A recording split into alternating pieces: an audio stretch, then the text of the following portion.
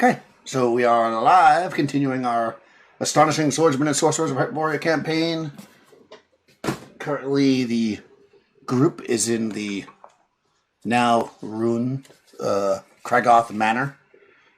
You've adventured here for various reasons. You know, some of you have your own kind of side goals, but for the most part, you guys are got sick of being in the city, and you decided to take some adventures. So you've been in the general area, kind of going around, fought some trolls, which is kind of fun, and entered the manor that seemed to be under attack by mountain apes, only to find that indeed it was under attack by mountain apes, but there was quite a, we'll say, evil presence here in the manor that,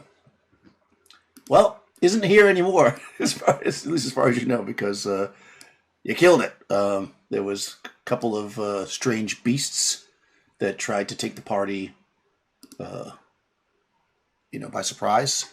But fortunately, you all made it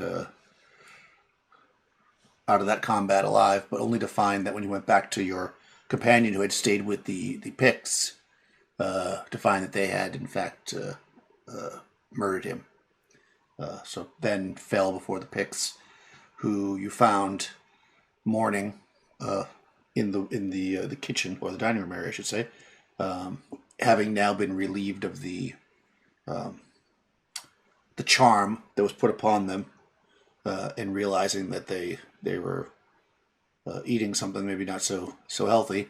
They don't really remember much, though they do know that they were not in control of their own bodies for the most part. Brighild took revenge for her friend Fen, and that's pretty much where we left it.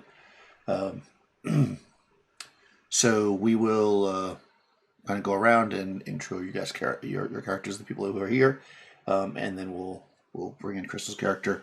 It is, just for those keeping track, it is still the 7th day of the 8th month of the 8th year. And it is actually a new moon, if as you remember, because she came in. All right, so we'll start up top there with Nikki. Tell us about your character and what's going on and all that stuff. Anesta is a bard, and she is pretty shell-shocked. She lost another friend, and this is a friend she knew from childhood, so she's a little bit weepy, but she did get a new toy. She got a rod of suffocation last session.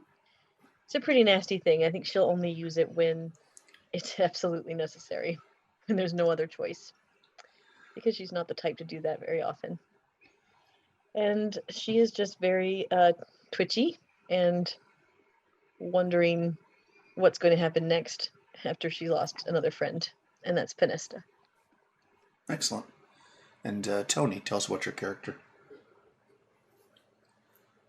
The woman who is standing there is trying her best to hold her imposing figure, but she's kind of leaning on the spear, not doing too well herself after the last encounters. And she takes her spear point out of the pick that she held responsible for killing their friend Vin, and she looks towards the other two Picts and she goes, "It would be best that you get your senses back together, because we are going to have to stick together. If we leave this place, we will have to fight those apes, or at least fight them until we can get out of range of them. It is best that you two listen to us and do what you can to assist us, and we will do what we can to assist you. We have a body of one of your fallen members nearby that we were bringing back here to give to you for burial rites, but it has not worked out that well for all of us quite yet." And Brighild, the imposing, leans on her spear shaft as she's not feeling well at all from what has happened. That is the warlock, Brighild. Excellent. So the two Picts that remain, you had met 3, in total. One who had let you in the first place, who was a druid of sorts, Selmon. someone, and also there were two others. Dathon, who is kind of you can tell he's a magic user type by the way he was acting, and then of course the one that you finished off was a warrior. So the two, the druid and the magic user, Dathon and Salmon, they look at you and they say, "Apes, mountain apes." Yes, I remember something about the mountain apes. Where are the others? You say you brought one of our friends, but where are the others? There were seven of us. This is the only one we have encountered. We encountered a priest who your friend was evidently protecting, and he was killed, in fact, protecting this priest. They are nearby, but we've seen no others of your tribe. Okay. Yeah, if you mention the name, what you would know, which is the... Oh, no, actually, you don't know the name of the dead guy. I don't know why I thought you knew that. You do not know. Yeah, so they seem confused. What you get from this is that they over a little bit of conversation, is that they don't remember much. They know there was seven of them in total. The three that you see there, plus four more, and two of their friends entered into the lower level, which was actually boarded up. Even though they could sense, they got the sense staying in this house for the past few weeks that there was something wrong. I mean, it was boarded up clearly. So, but finally, their curiosity got the best of them, and two of them went down the stairs, and that's basically the last they remember. It was a man and a woman who went down the stairs, and there should have been also Ulgir and Caligos, who was a huntsman, that were with them, but they don't know where they are at this point, obviously. Yeah. Were all of you under the influence of this evil magic? They don't know. Maybe. They weren't under any kind of influence of anything until until the two went down the stairs, and then they don't remember much after that. They could tell they thought that they were having dreams, and they remembered something about hunting, going out with a man in black armor, and hunting and killing mountain apes to the east, to bring back their flesh to eat. Oh. But they thought that was horrible. Well, of course they throw out more, and they thought that was horrible, horrible dreams. But clearly, it is the truth.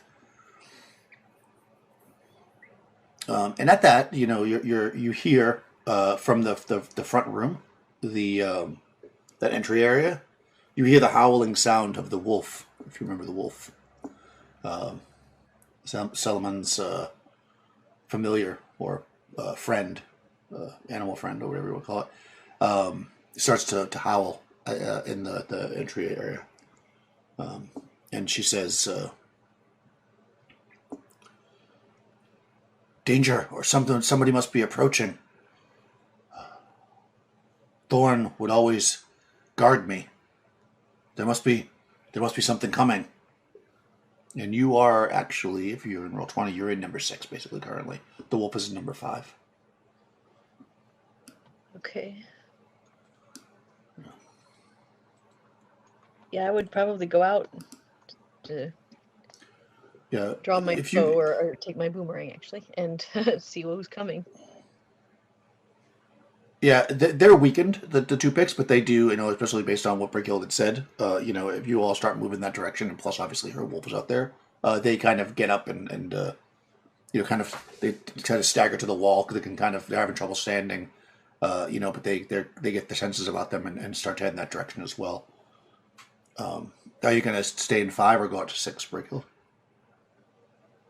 She's going to follow behind the two picks. I mean, like if Panessa was to go first, she's going to let them stagger because she's not doing very well at all. She's not feeling very well. and she's Right. going to stay behind them. Yeah, you guys had a tough fight. Okay, yeah, perfect. So yeah, you get out into that room and you can see that there's the wolf is right by the front doors there, kind of howling, and you hear like a banging on the door, and a person saying, "I don't know, Crystal. What's the person saying that's banging at the door as mountain apes are throwing rocks at them?" You hear her saying, "I need protection. There are mountain apes throwing rocks at me." I kind of listen for a second and I say, that voice sounds familiar. We need to open this door. Slowly. Well, just a moment, Panesta. And Brickhill will look towards the two picks, and is that the voice of one of your tribe? No. And at that, they actually, they the druid draws a scimitar, and the other guy's a wizard or whatever. He's a magic user. He just gets his fingers all doing, magic users get ready. Okay, Panesta, I will go and open the door, but you be prepared in case it's not what we expect or what we think. Absolutely. And I will ready the boomerang to fling it if I have to. Okay. Yeah, the druid gets on one side with the wolf, with the scimitar drawn, and like I say, the other guy, if I know his name, Danthon. You can see that he starts to mumble the words to a spell, preparing himself. Yeah, Brickhill will go forward and just instead of lightly opening the door, she's actually going to jerk it wide open, maybe to catch them all surprise. Okay. Whoever's up there. Yeah. Assuming that you're trying to get in the door there, Crystal, go ahead and make a test of dexterity to see if you come tumbling onto the floor or if you don't. Okay, no problem. I have an 18 dexterity, so I have a Very 5 nice. and 6 chance of not tumbling on the floor. Holy shit, wouldn't you know it? See? This character's going to die immediately. Immediately, I'm telling you. That's what you get for bragging about the 18 dex. 18 in a stat. That's what I'm saying, exactly. Yeah, you're like you go to just like you're like come on, you push in the door and the door flies open and you kind of like fall into the ground and kind of you don't get hurt or anything, but you kind of like land on your face inside the room. You see this. Describe your character, Crystal, as you come crashing in. So character, female character, with short red hair, green eyes. Her body is like, at least on her arms, like are like covered in tattoos. She does have on like some studded leather, but just like her arms are still visible or whatever. And yeah, I mean, she looks a lot like my picture. She has on, maybe boots that aren't necessarily good for traveling in, but they look really nice, and that's what really matters. And I would say like she kind of falls on her face and just not expecting that almost like not expecting anyone was actually going to be here. And then she looks back and she's like, shut it.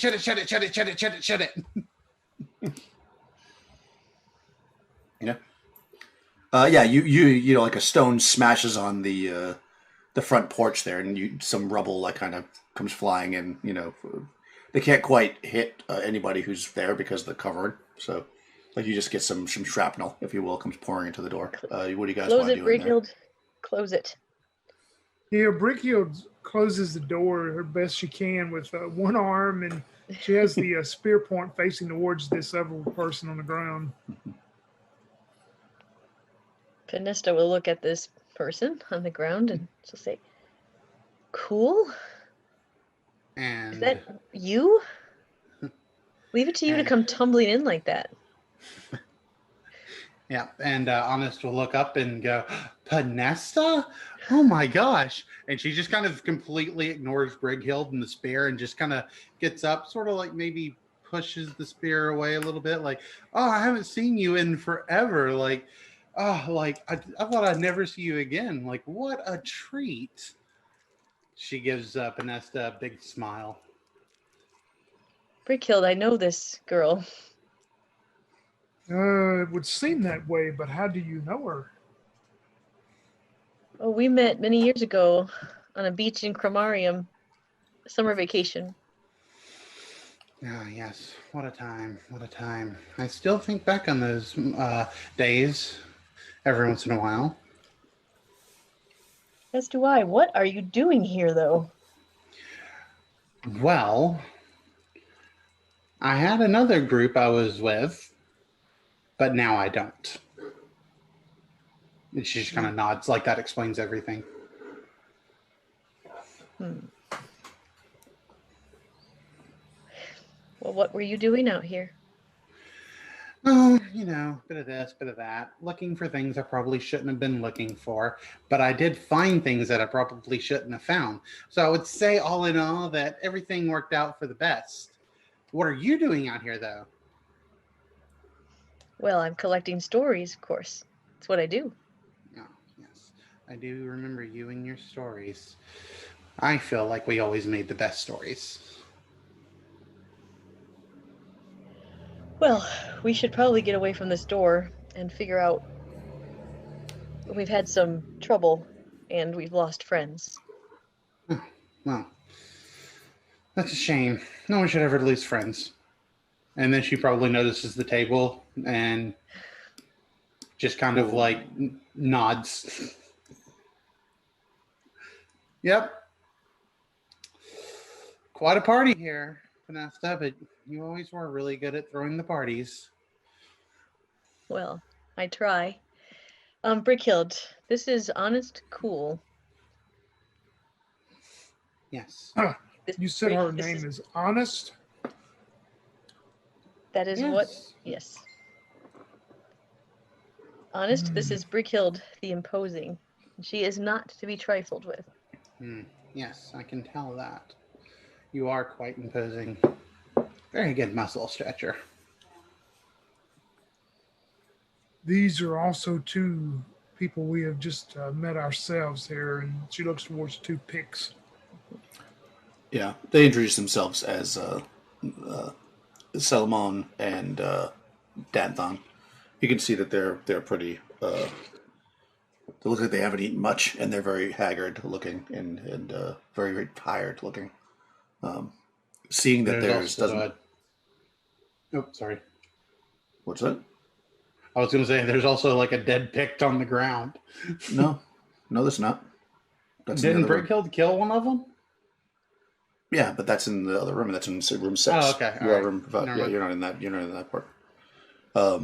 Yeah, this room has 4 columns. It's like the entranceway.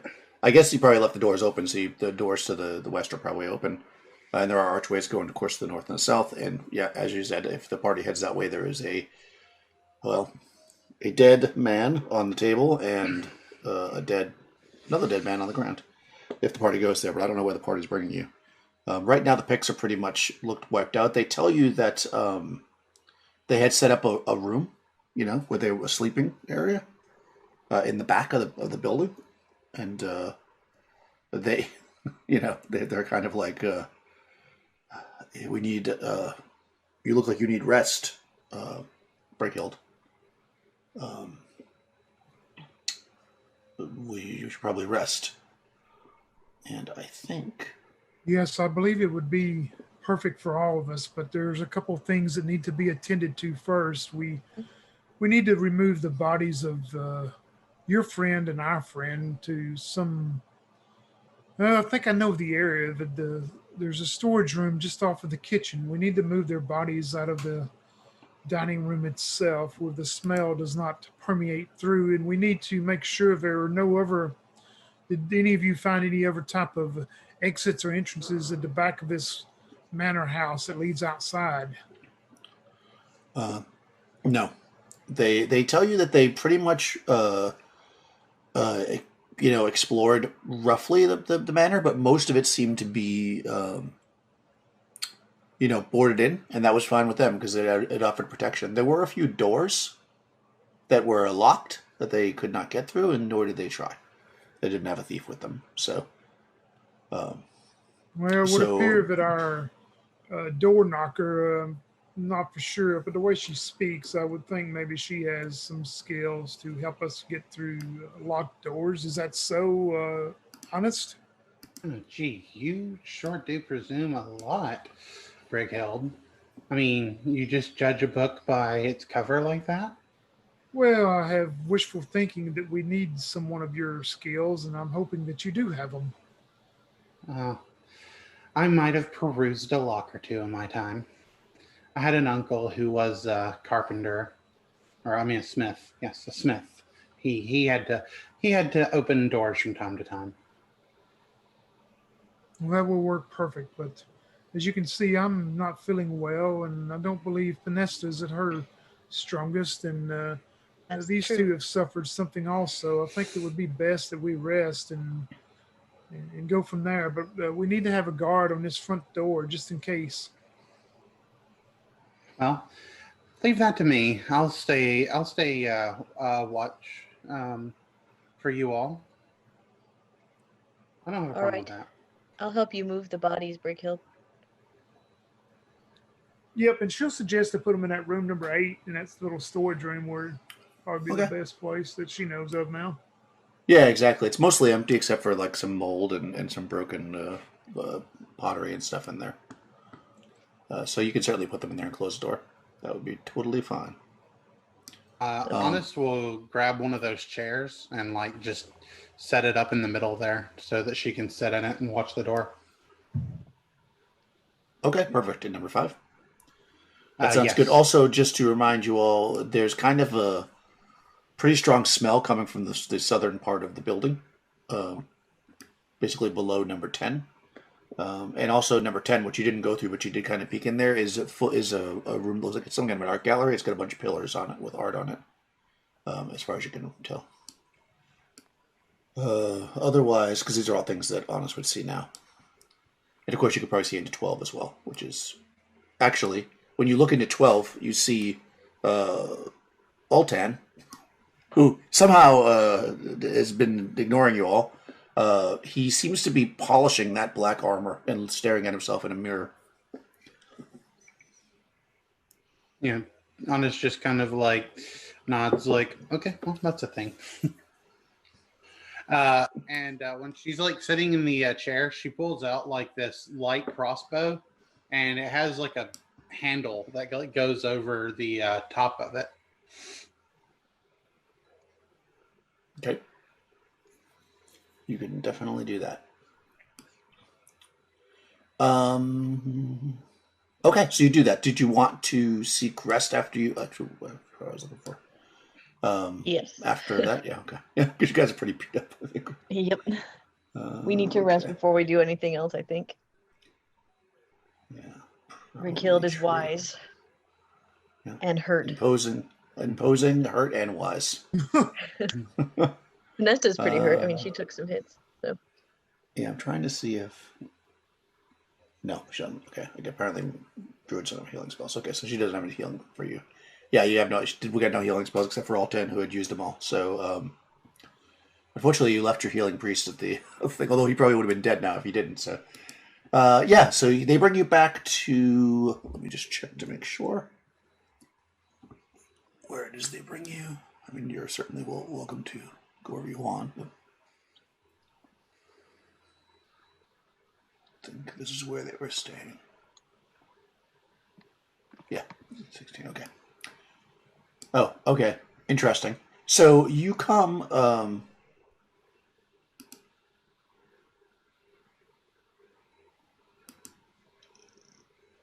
Well, I mean, you come in and they tell you where you're going, which is here. But you probably quickly remember that the vines that are over in this area are not exactly friendly. So if you were to tell them that, I mean, unless you want to fight the vines, they tell you, yeah, that you can also get there this way. It's not locked, so there you go. All right, so let me just kind of go through this. So they'll bring you through 19 because obviously you don't want to walk through those vines. They do tell you those vines were not there. They don't remember the vines being there. That's something new. 19. All right, here we go. It's one of the finest rooms in the house. Eastern and southern doors are missing. Okay, so both those doors are gone.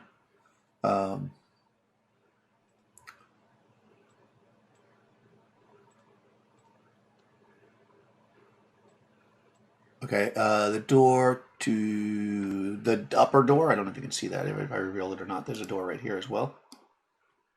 That door is locked. And that's one of the locked doors. They point that out to you, that that's a locked door. All right, so, but the other two doors are missing. Even though they show doors there, they're not actually there. There's no door. It's just missing space. And what kind of room was this again? It looks like it was a bedroom. You said, or? Yeah, it looks like it was a bedroom. There's a stone fireplace built into the southern wall. It's stocked with broken wood from the door. There you go. So that's the fireplace is, I guess, right here. Can't click on it because I have the wrong thing up. But yeah, there's a fireplace right there in the southern wall. All right, so there's a fireplace there. All right, so in this room though, there's 8 framed portraits and 1 empty frame lining the northern wall of the room. 6 portraits show. Okay, they're labeled. They show their portraits. They're labeled with Jorlin Kragoth, Beta Kragoth. Jordan's like a dude. Beta is a beautiful woman, and then there's 4 children: Kren Kragoth, Lillian Kragoth, Julie Kragoth, and Tarvena Kragoth. And then there's an empty frame that hangs between Beta and Kren. Oh, their names are written like underneath or something? Yeah, they're like frames with like little plaques on them. Brickyle's definitely going to take notes. She's going to write down all these names in like a book she has or whatever. If Vanessa or somebody's paying attention, that you'll see her make note of these names. And she wants to look, is there like tables or anything, like for books or notes or anything? Let's see. Close instructional portion.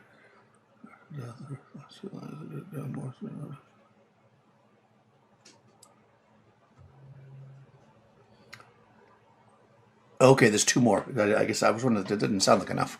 There's 2 more. One Set Kragoth and then Brant Kragoth as well. Those 2, the portraits seem like they don't seem as beautiful and handsome as the others. They almost seem like they're a little deformed looking, like they have like odd shaped faces and like large. One of them has a large eye. Let's see. On the western wall, beside a 4-posted bed, stands a makeshift bookshelf. There you go. Built from slats of wood stacked upon. Stacked upon 6 dusty library volumes. Yep. You've got.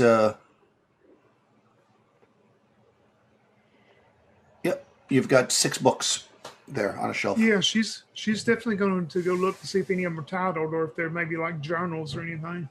Yeah. Yeah. Vanessa would also be interested in that. Okay. I assume I'm following them, so I'll know where they're at and stuff, in case anything happens. Then you are the worst guard ever. Oh, okay. Well, then never mind. I mean, you can be. I don't know. They said guard the door. If you're following them, that's fine. It's up to you. I mean, I was just thinking, like, I would want to know where they're at in case something happens while I'm on guard duty.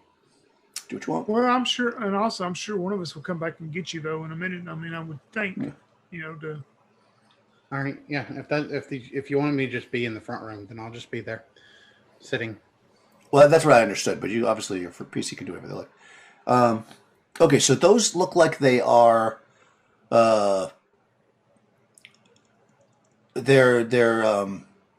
I mean, there's a lot to go through, but as you're flipping through it, it looks like it's like a history, and of a family that from New Vinland that grew prosperous and then succumbed to death and disease. And there's a whole like accounting of crops and livestock and stuff like that. So the journals, basically, the 6 of them. On top of the bookshelf, though, there are 2 other books. They are lizard skinned, bound in bronze. Oh, of course, if you look at him, because he's with you, they're actually the spell books of, or I guess if you try to kill him, they're the spell books of Darthon, which he points out if you look at those. He doesn't try to like grab them from you or anything, but if you look at him, he says, "Oh, those are my spell books." But the you kind of froze for me for a moment, Daniel, and broke up. I don't know why. Probably on my end. But I was just going to say the other books. You said they were like a family history, but are they Kragoff or another family? That is a very good question. Yep. It says they are a family from New Vinland. It doesn't say they are the Kragoths. I'm assuming that they're the Kragoths, because what else would they be? That is a very funny way to write it. Let me just quickly check something. Are they from New Vinland? I must now look at the history to see if they're from New Vinland.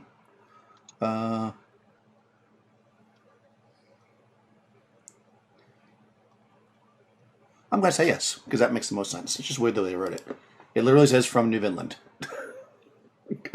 I'm going to say yes, they are. Yeah. I know both Brighild and I probably want to read those at some point. So. Yeah, or maybe even take them with us. I would think when we leave. Oh yeah, that's what I meant. And Brighild is going to look towards Panesta while we're in here. She's going to go. This stranger that has come through the door that you appear to know from past experience or whatever, do you think she seems a little, well, not forthcoming on everything, but do you think we can trust her enough, Panesta, to help us? I think so. She has her quirks, but I think she will guard the door for us.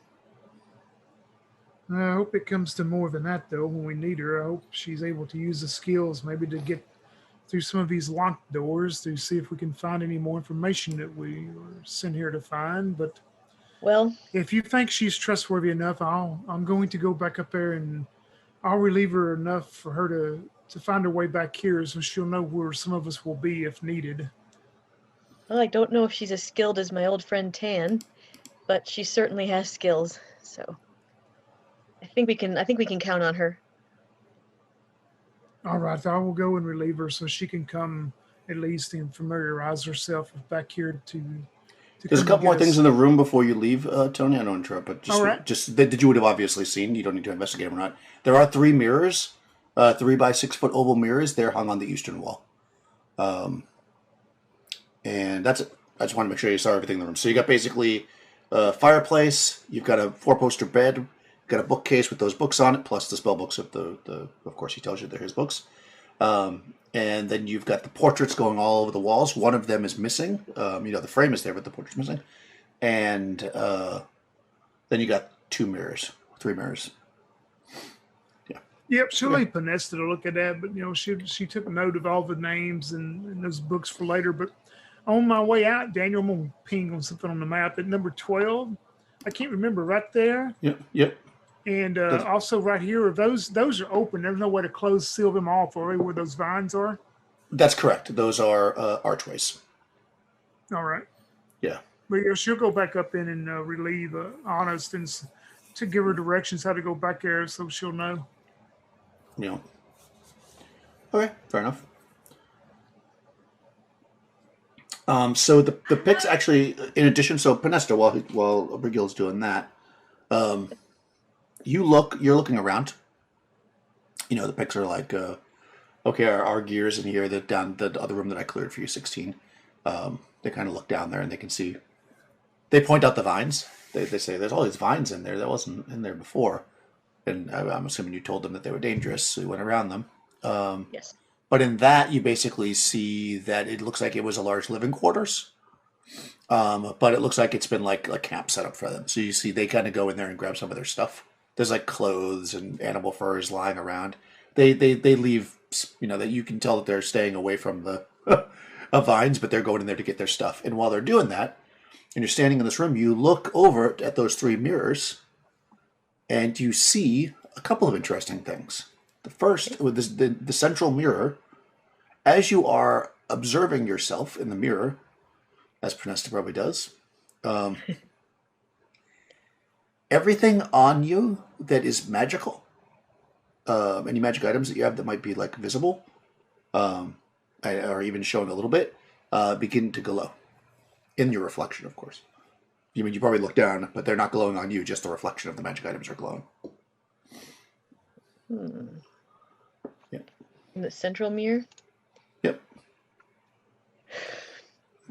And you can kind of see this. So, like, maybe you see the edge of your boomerang or whatever, and then you're like, oh, and you lift it out, and you can see that it's glowing, fairly brightly. But of course, looking at it, it's not glowing. But in the mirror, its reflection, it's glowing.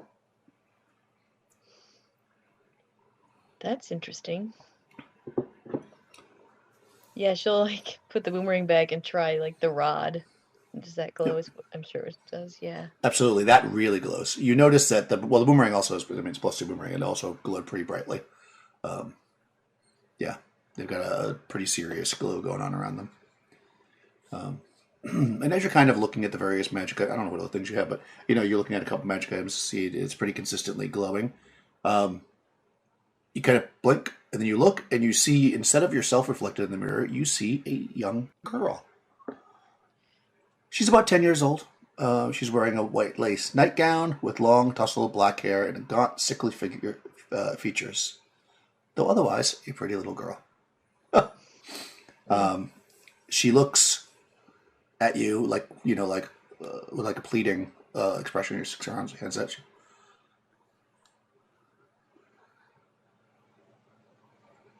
Okay. I will. I'll try to talk to her. I'll say, "What? Are you trying to tell me something?"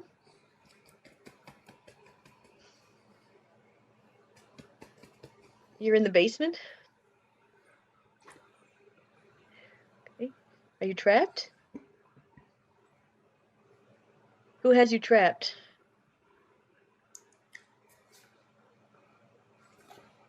Somebody's choking you.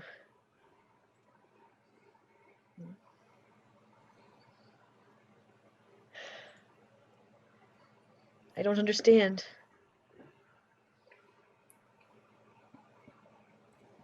She repeats that a few times. Okay. Trapped in the basement.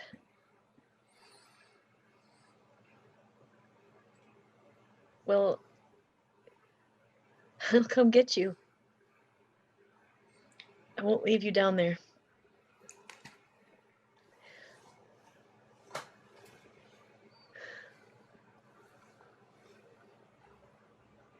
I'm sorry, I don't understand you. So, does Honest come in, or?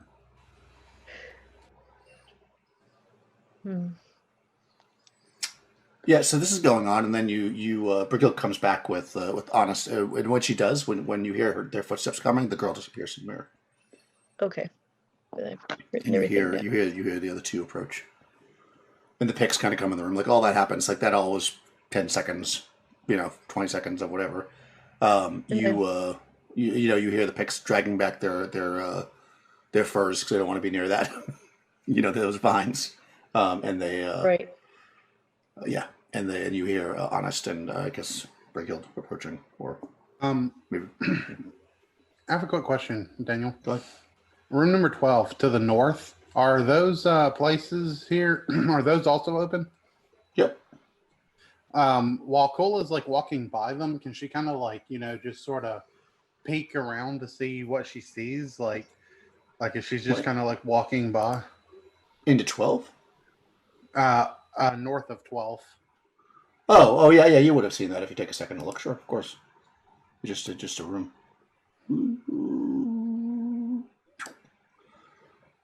This room is it's got a couple of statues, and some tapestries, and the one that is in the center actually has a big tear in it from like a knife, and you can see through it. There's a set of doors back there. Interesting. Yeah. Okay. The statues are statues.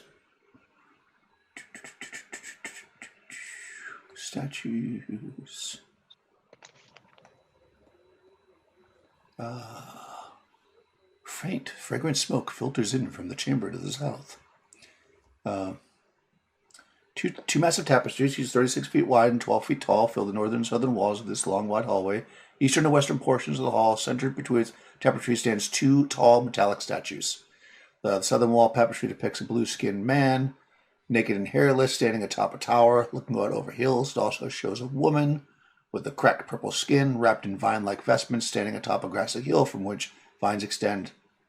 The northern tapestry, it conceals the door, which I already told you. That features the same man and woman abreast a field of red, staring ahead. Both tapestries appear vibrant and new,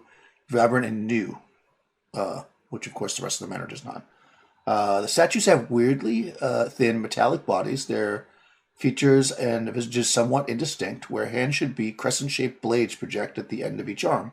The statue on the eastern end is sculpted to portray the attitude of thoughtfulness. Hunched over, genuflecting on one knee, the thinker, with head bowed and blades crossed before it. The one on the western end stands its full 9-foot height, blades raised menacingly in an attitude of attack. Is there anything like?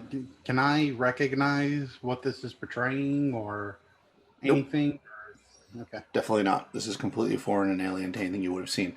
Is Brickhill with you, or did Brickhill just explain where to go and you walk back? Brickhill would have actually explained and kind of shown her, but Brickhill's in the room with Oltan watching him. She's worried about he's been affected somehow, so she's just kind of maybe in there visiting with Oltan right now. And 12. Yeah, Oltan is going on about how, I always knew that I was great, but I didn't know that I was as great as I am. Perhaps that's a flaw. No, I have no flaws.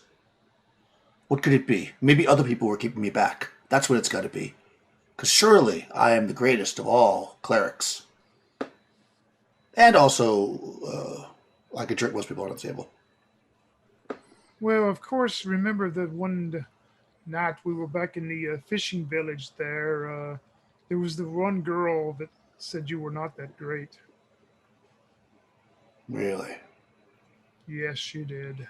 She told me over a bowl of shrimp. She will die. As we all will someday. Of course. But her sooner.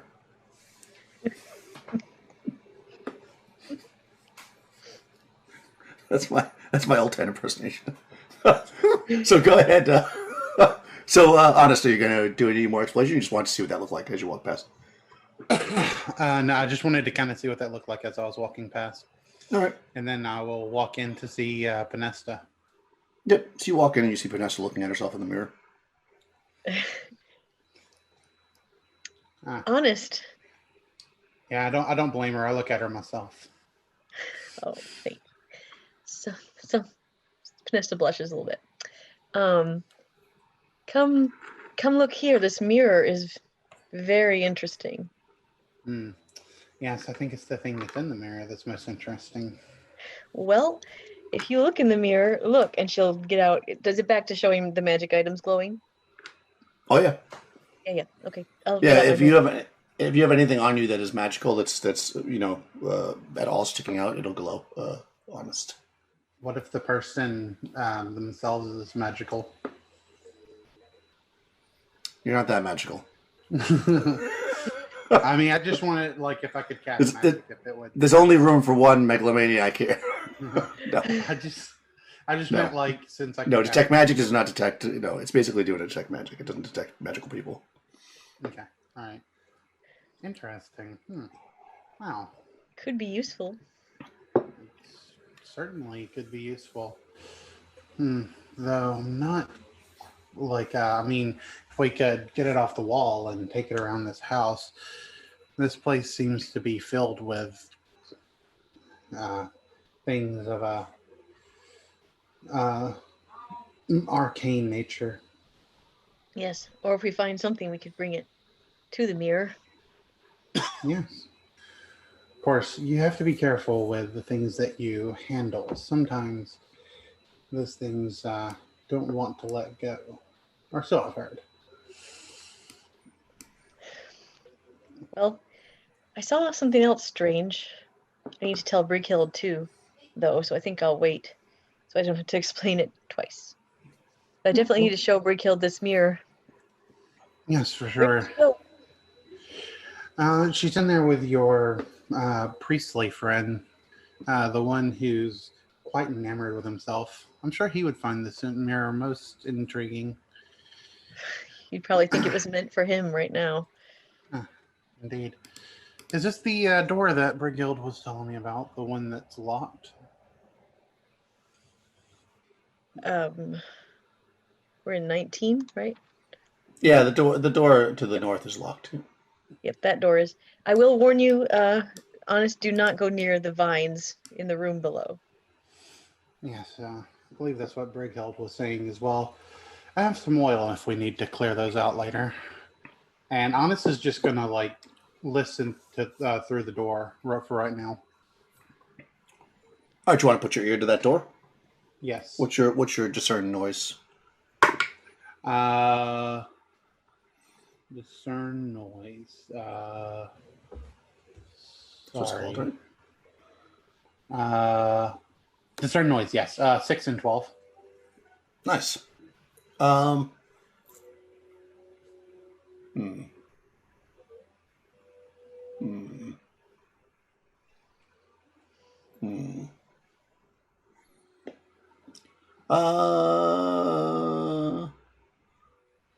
don't really hear anything. It sounds pretty mundane, flat, no noise, quiet. Not suspiciously quiet, just quiet in general. All right. Well, I suppose we could do some exploring once you're feeling better. And, Oh, yes. No more exploring till we rest. But what have you done with your hair? Well, I had to shave it at one point, so it had to regrow. Well, short hair obviously is a great thing to behold, but I don't know. I think I liked it better when you were a blonde. Don't get me wrong. You look fabulous no matter what. Just preferred the blonde, that's all. Oh. Well, I rather like the red myself, so I think I'll keep it. Well, if you ever need a cut, you always know who you can come to. That's right. But I think now I need to get Brighild. She was really hurt, so we need to rest. Indeed. Don't worry. I'll keep this place guarded for you while you rest. Thank you. And Honest will head out and tell Brighild, all right, now, I've got this place covered while you rest and everything. Yes, if something does try to enter, though, you know where to find us now if you need help. Indeed. Hopefully it will not come to that. But I have a few tricks up my sleeve all the same. And Ricky will go back to the room where Panesta is, and she'll. Our friend Altan, there's something strange that he is. I'm very perplexed about his mind right now. I believe we need to keep an eye on him. I think he was affected by those creatures we fought, but I'm sure he'll return to his normal self, maybe after a good night's rest also. I hope so. Brighild, you should look at this mirror. It shows magical things. And she'll walk over in front of it and go, "Oh, let me see myself," and she'll pull her scimitar out. Yep, sure enough. It glows up. Not quite as bright as the boomerang. That may be. How big is it? The mirror? At 3 foot by 6 foot. It's an oval though, so it's not exactly that big. It's big. Well, if we could Panesta take this with us, and maybe the mountain apes won't throw a rock through it when we try to leave. Maybe. It's possible. Yeah. But it's pretty big. That's just an amazing thing right there. Running out with the mirror with the guys talking rocks at you. Yep. That will be fun. I'm waiting for that one. So yeah, so you look at the mirror, you see the glowy stuff there. The pics themselves don't draw any magical weapons, right? Oh, actually, no, it's not true. the wizard, the wizard, Denthon, he had never noticed this before apparently, and he sees now, and he draws a dagger, and it glows a bit, and he says, "Oh, this is great and powerful. You know, we had heard that this was a resting place, or a place for not a resting place. That sounds bad. A place for the pigs to rest. But it seems that a curse has befallen it, and it seems that you have helped to destroy it, if not destroyed it all the way by yourself. But I'll say helped because I want to take credit. Helped destroy it. So you will always be honored in any of the picked villages. Your names will be told." And at that, you hear Well, thank you. You hear Oltan in the other room, and he says, "Podesta, I believe there should be a song explaining how great I am. You could call it the Great Oltan, or Oltan the Great. How about the Great Oltan the Great, and his great deeds of greatness?" I just look at Brickhill and I say, "You're right. Something's affected his mind." Well, I think maybe you should sing a song, Old Ten the Fool. But anyway, I can certainly write that song. Actually, I'm definitely a better composer than you are. I'll do it myself. And you hear him out there kind of humming, but a terrible rhythm too. She will laugh a lot. Oltan, I am great. I never fail to Do we really be need to bring great. Rush back? Yes, we do. Yes, let's. How are we going to sleep with that caterwauling going on? Hey, Daniel. Yeah. So the front door. Yeah. All right. So I have some nails. I have Nice. some sinew, and I have a bell. So what I'd like to do is I also have a small hammer. Is I would like to put up some nails, just tap them into the wall real lightly, and tie some sinew around it, so that and put the bell so that if the doors get pushed open or anything, that bell will ring. Okay. And then I'm Fair enough. going to like pull the chair back to room number 12, and Okay. I'm gonna like shut the doors just so that they're cracked just a little bit, so I can still keep an eye on the front door. And that's where I'm gonna set my chair up and have my light crossbow. Okay. Yeah, you drag the chair back in room 12, and you see this guy in there polishing armor and singing. He looks at you and he says, "You! Help me polish this armor. Even though I am the greatest armor polisher, I can't do everything myself." And he throws the helmet down on the ground near you.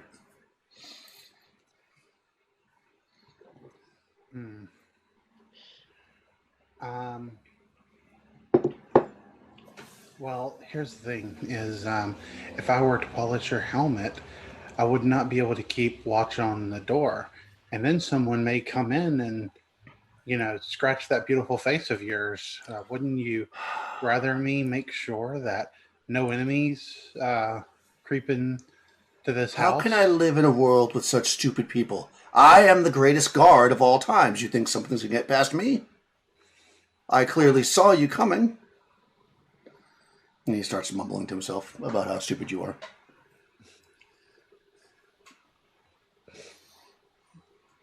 Okay, I'm going to set my chair. Keep guard duty.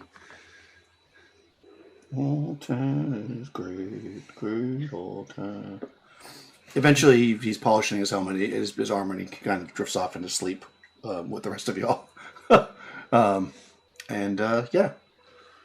let us see. Oh, look at you. You are sitting by the door keeping watch for anything to come through. When you don't hear it because you are surprised, but you see as they come into the room from, I'll show you where in a second after I describe them. What are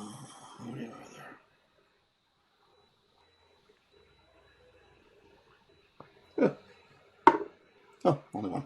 Okay. Yeah. So you smell it first. Like you're kind of, you're like, what's that smell? And you look, and standing right next to you is what appears to be a man. Well, he's man-shaped in the sense that he has 2 legs and he stands upright. But he's got 4 arms. He's only about 4.5 feet tall. He looks like he's made out of burning charcoals as he reaches out and tries to grab you. And of course you are surprised, so he will be able to do that without you before your roll initiative. There you go. Told you, first episode I'm going to die. My Maybe. stats were too good. Well, he only rolled a 10.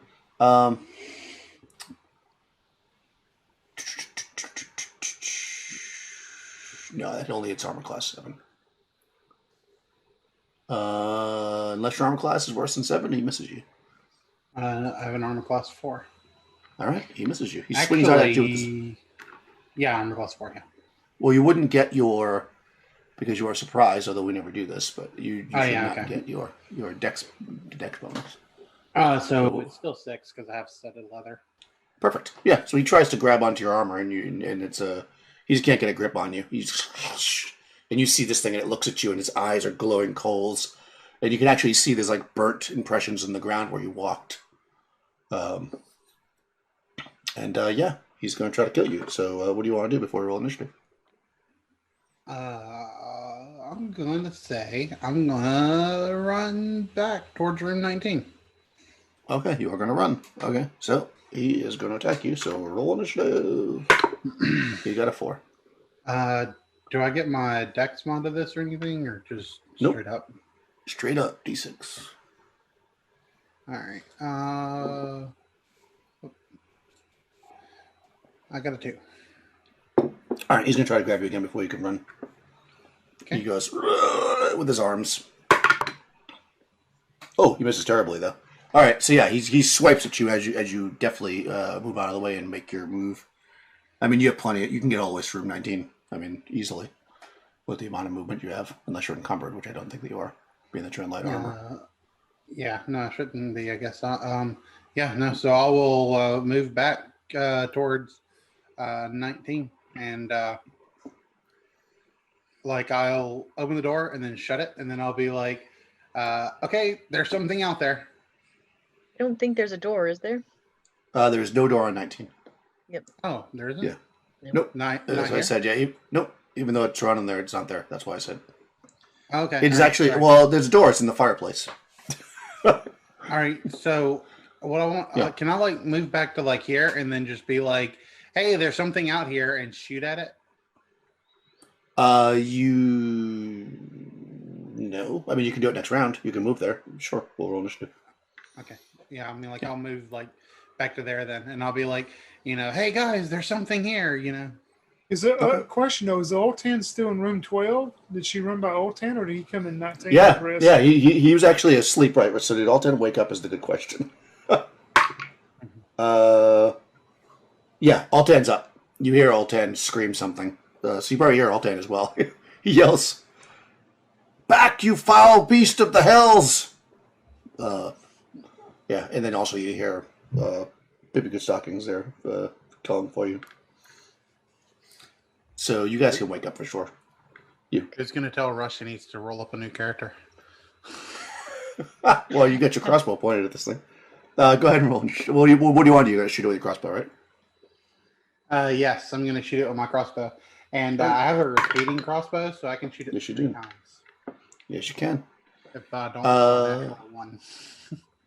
All right, perfect. Well, no, you have to. If you roll a 1, 2, or 3, it jams. Yeah, if I roll a 1, 2, or 3, it jams. Yeah. Yep. All right, that's fine. Roll initiative. Of course. God. All right. Yeah. Okay. High or low? Low. because I'm rolling low. Oh god. Okay, well I rolled a 5, so it's going after you. This thing charges at you, ignoring the megalomaniac, who is very offended by that. You hear him say, "No, beast!" And he's trying to pick up a carpet to cover it and put it out. You know, because how you put out fires. And this thing charges at you. Wow! It rolls a 2. You are so lucky. It comes charging at you, but you definitely step out of the way as it crashes into the wall, and like you can see the wall is like a burnt, like singe from like the fire touching it. I mean, it does not light you up on fire or anything, but it's singed, and it's now standing right next to you. Which means you are going to be at a pillar penalty if you want to use the crossbow.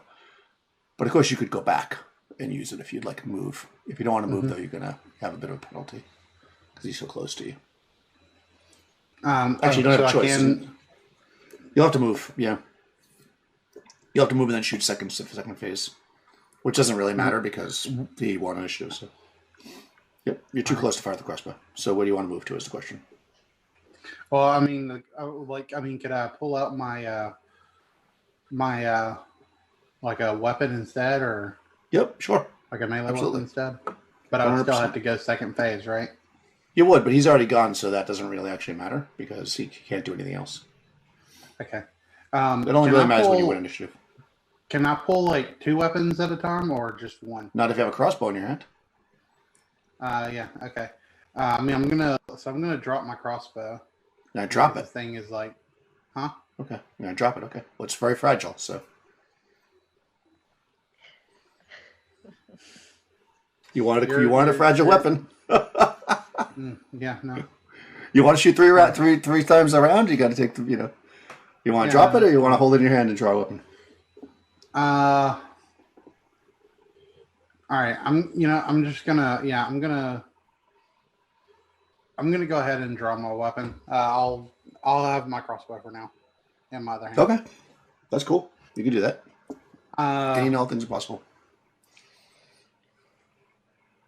and you can attack as well. Everybody else is getting up. You guys wake up to the sound of a melee happening in the doorway. Go ahead. You can attack, Crystal.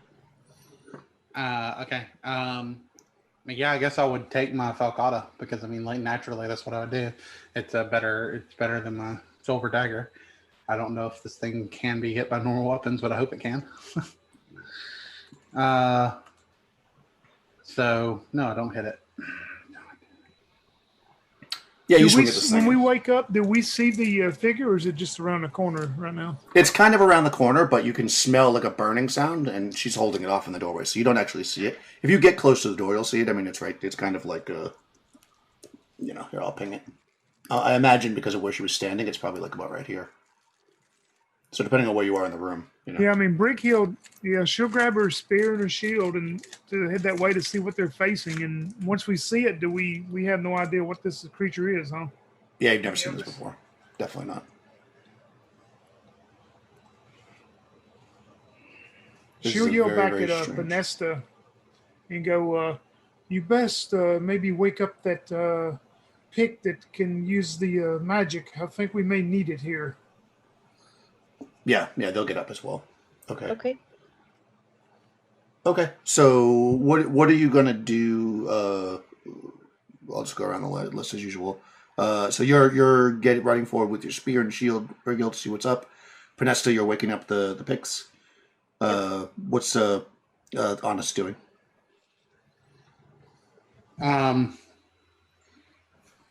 She'll continue to engage the thing in melee, I guess. Nice. All right, and Ultan's going to run forward with that carpet. All right, roll initiative. Got a 4. Oh, I'm sorry. I'm rolling initiative. I forgot. That's right. 5. Oh, you go first. Nice. Okay. Yeah, missile goes first. Nobody's using a missile weapon. You're not throwing the spear, right? So then it'll be mad missiles. No, melee goes first in this game. Sorry. Go ahead. Melee first. You should go first because you're closest, Honest. Okay. Then yes, I shall try and hit this thing, and I do even worse. Okay. And then you're gonna have to move to it. You're not charging it to stab it. You're just moving up to see what it is, right, Brigil? So I'm gonna have this thing. Well, no, I mean, yeah. Once I can, if I'm close enough to try to attack it with a spear, I would. Okay. All right. Go ahead. You can do that for Yeah, sure. because she sees Honest is rattled by this thing and then missing her shot, so she's going to say, "Step aside," Come on, Brighild. and that is going to hit armor class 1, Oh, yeah, it's all right. and that will be 5 damage with the spear. Okay. Nice. Let me roll some points.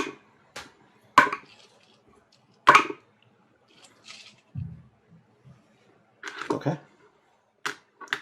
Perfect. I'm doing some points over here. Oh, just get a piece of paper. All right. Okay. All right.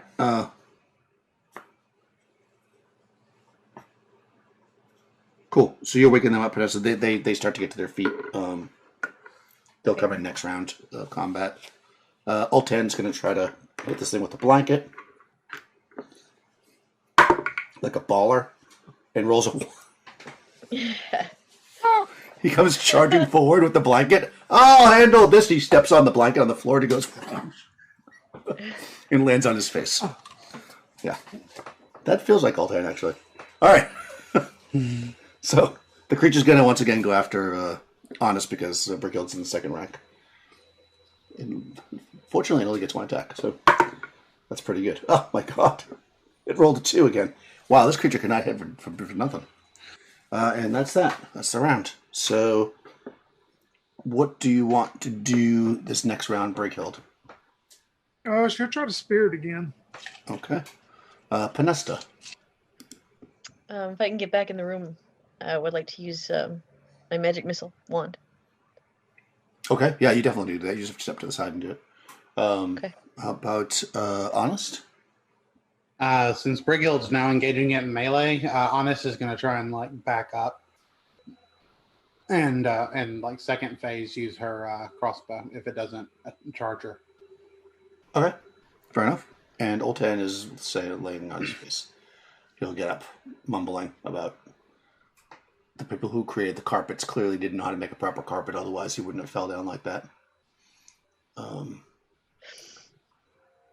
Okay, this guy is going to cast a spell, and the druid is going to... There's not a whole lot of space there, so she's going to also cast a spell. Oh, where's the wolf? Oh, the wolf's in the front by the front door. Yeah, Okay. That's a good question. Yeah, it stayed in the front. Right, that's basically where it's staying, unless she calls it. That's not a bad idea, though. But I think at this point she's going to not do that, and she's going to just... Yeah, she casts a spell. Well, she's going to cast a spell upon herself because she just doesn't want to die. Because nobody wants to die. All right. Crystal, initiative. Ooh, you got a 1 that time. Ooh. All right, you go first. All right, and Malay goes first, so that'd be Brickhild.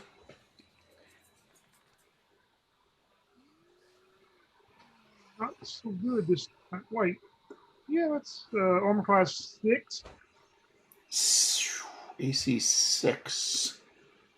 That's... let's change pages. That does not hit. Its armor class is 5. All right.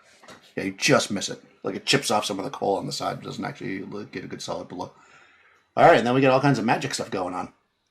Well, missiles, but nobody's actually shooting a missile weapon. So, magic Panesta. Okay. I'm going to use the last 3 charges on magic missile on my wand, so this will be it. Oh no, sad. Well, Brighild and I are hurt, so I can't mess yeah. around much. So I just roll it, right? Roll the damage? Yep. 3 at the one creature, I'm assuming. Yep. Yeah, oh yeah. Oh, nice. So 12 damage. 12, okay. You hit this thing and pieces of it fall off. One of its arms falls on the ground, smoldering on the floor. It kind of staggers back, but it's still standing. Okay. The Pyromancer, the Pyromancer is going to cast Glitter Dust and try to blind this thing. So it gets a sorcery save, which it passed. I'm pretty sure with an 18. Yeah, okay, I passed save. That was useless. And the Druid casts Bark Skin on herself. And Ultan is, like I said, on his face currently. He's complaining about the fire. Well, you're going to catch the whole place on fire. You should listen to me. And Anna steps back, and you may now shoot your crossbow. Nice. Oh, no, the thing gets to go first. I'm sorry. It's going to go after Brighild. Because she's the only one close to it. Oh, it's going to hit you to Brighild with a 19. This could be bad for Brighild. Brighild just went down, and it's 3 points of damage. All right. Okay, he's trying to grapple you, so you must make an avoidance save. Oh, I'm sorry, Daniel. You're breaking up for me real bad. I didn't hear what you said. Okay, so it hits you. I heard 3 points of damage, but then after that, you broke up. Yep. So you take 3 points of damage from this thing grabbing onto you. It's trying to grapple you, so you need to make an avoidance save to not be grappled. Okay. Great. Ooh, nope, I fell. Okay, it's holding you currently. Now, Anna steps back and shoots the crossbow. Don't miss. Yeah.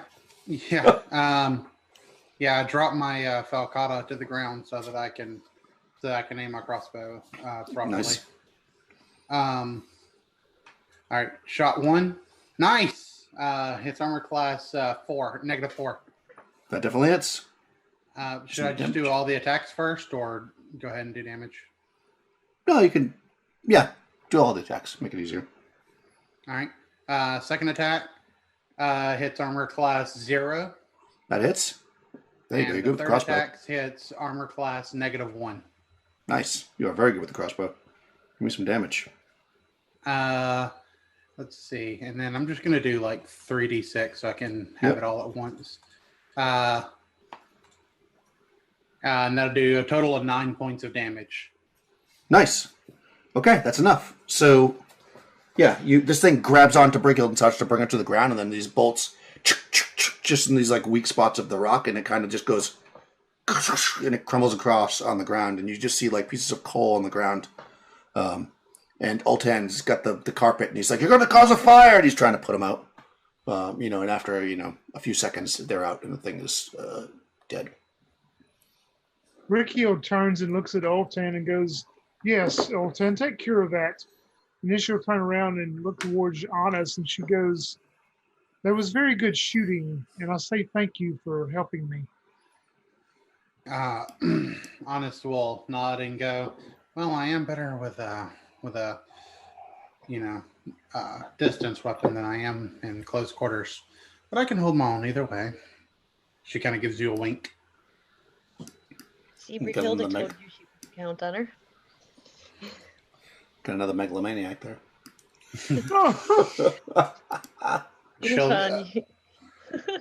She'll pick up her falcata and like maybe give it like a little twirl before she like slides it back into the sheath. Riccio will look towards the druid and the pyromancer and go, "Do any of you know what this creature was? We've never encountered anything ourselves like this." He's a pyromancer. Let me give him a chance. No. I'm also a pyromancer. Okay. 1 in 6 chance. Okay. Fair enough. No. Yeah, it's quite alien. Clearly created by some kind of fire magic, but nothing that you've ever seen before. It's quite strange. Are the cold pieces like if you go up there and like poke them, or they still seem to be like hot, or they cool down? They cool down, and in fact, if you poke them now, they almost like like when you have charcoal and it's like it goes like white. That's what they look like now. Yeah, and they basically crumble. I'm going to try to secure some pieces of one of them and put them in a pouch if I can. Okay. Yeah, when you pick them up, they kind of crumble, but you can put them in there. I mean, they're going to mostly be dust, probably if they bounce around, but you certainly can do that. Yeah. Are any of the bolts I shot at it, are they any good? Definitely not. All right. I'll just reload with bolts that I have on me. Okay. Yeah, you're not going to be able to recover bolts after you shoot into a guy made out of stone. Yeah, I didn't think so. Honest, where did it come from? I was keeping guard and looking at the front door, and it was suddenly just next to me. I have no idea where it came from. It was more silent than I'm used to. That's pretty silent. It just appeared. Oh, that does not bode well. We should go back now and check the rooms to the dining room and up that way, and also check the rooms to the south to make sure there's no entrance that broke through to come from the outside. Yes, I agree. But Brighild, you're so hurt. Well, this has to be done. I'll be fine to check the room, and then we'll try to rest some more. Okay. Well, I Bricky's going to take Honest with her if she'll go, and they'll go check room number 10. Like, checking for any way that could have got in. Okay.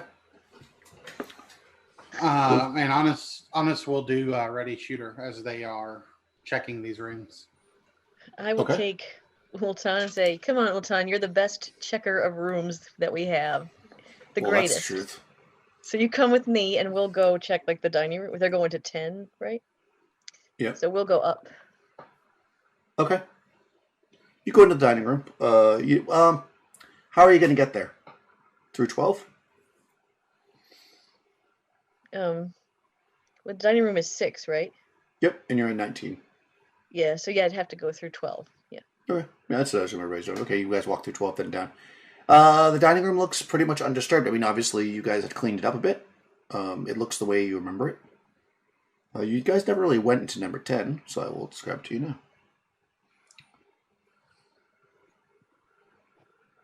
Old Ted looks at the food in the dining room and he's like, I'm a very good cook. But there's not much here to work with. Nothing I'd eat anyways. Okay. So down in number 10. This room continues the architecture from number 5, which is the wainscoting and stuff. It's got a marble floor with copper accents along the wainscot, whitewashed walls, and also includes ornate crown moldings. Moldering purple curtains depend from tarnished brass rods, partially obscuring the bricked-in windows along the eastern and southern walls. This room looks like a museum gallery with nothing hanging on the bare walls. The ornate wooden shelves are empty. There is a nauseating stench wafting from the southeast. Even more powerfully, the closer the characters get. So yeah, I mean, you knew that you could smell it in the other room. It smells of rotting swamp vegetation and feces. Let's see. Casually arrayed about the center of this room are 7 pedestals of marble, each 5 feet tall and covered with dusty blankets of varying quality. The blankets, some are woven from dyed wool and some silken, seem to have been thrown atop objects that rest on all but one pedestal. Yeah. There you go. That's all you see without doing further investigation. So you don't see anything in here. You do have that smell. Brickia will she'll look towards Honest and go, well, while we're here, we should at least see what is under these blankets, do you not think? Now, yeah, there's always some kind of hidden door somewhere. Okay, yeah, you can do that. Yeah, so you can pull the blankets off. Removal of the blankets reveals dirt-encrusted skulls on 6 of the 7 pedestals. The remaining pedestal is covered by a blanket, but no skull rests beneath it.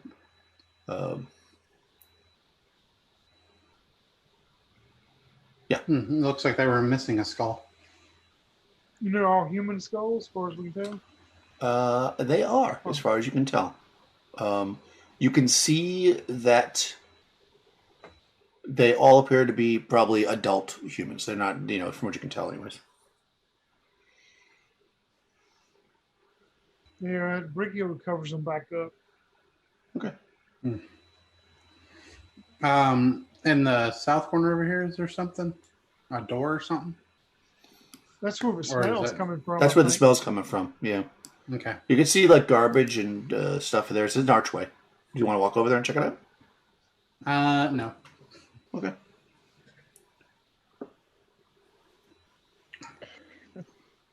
Yeah, I mean, it's just an open archway. Yeah, we need to check it out. Yeah.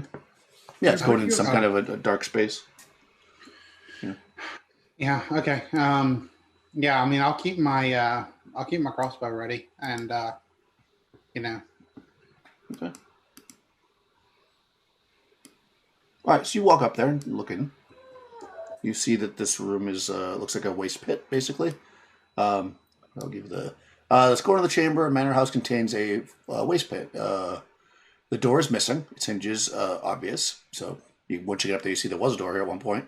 Centered on the floor is an open, iron-lidded trapdoor over which is mounted a shelf strewn with dried petals and set with a brass censer that contains residue of perfumed oil. The trapdoor is choked with refuse, including cracked wooden buckets, filthy rags clumped with what seems to be decomposing vegetation, and bits of rotting furry flesh. Oh, And of course, it smells really, really bad. This room is awful. I tried to cover it with perfume. Ugh, smells worse than the bathrooms on the ships.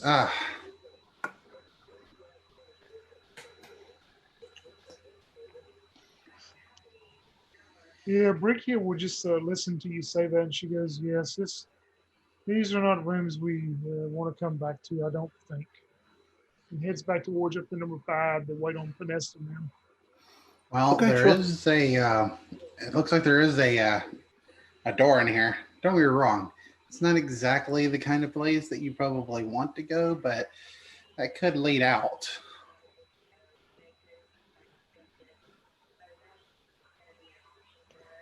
Oh, there's a door from 11, you say? There's a trapdoor on the floor that's full of all the trash and furry bits, yeah. Yeah, but not a door, actual door. No, not a door.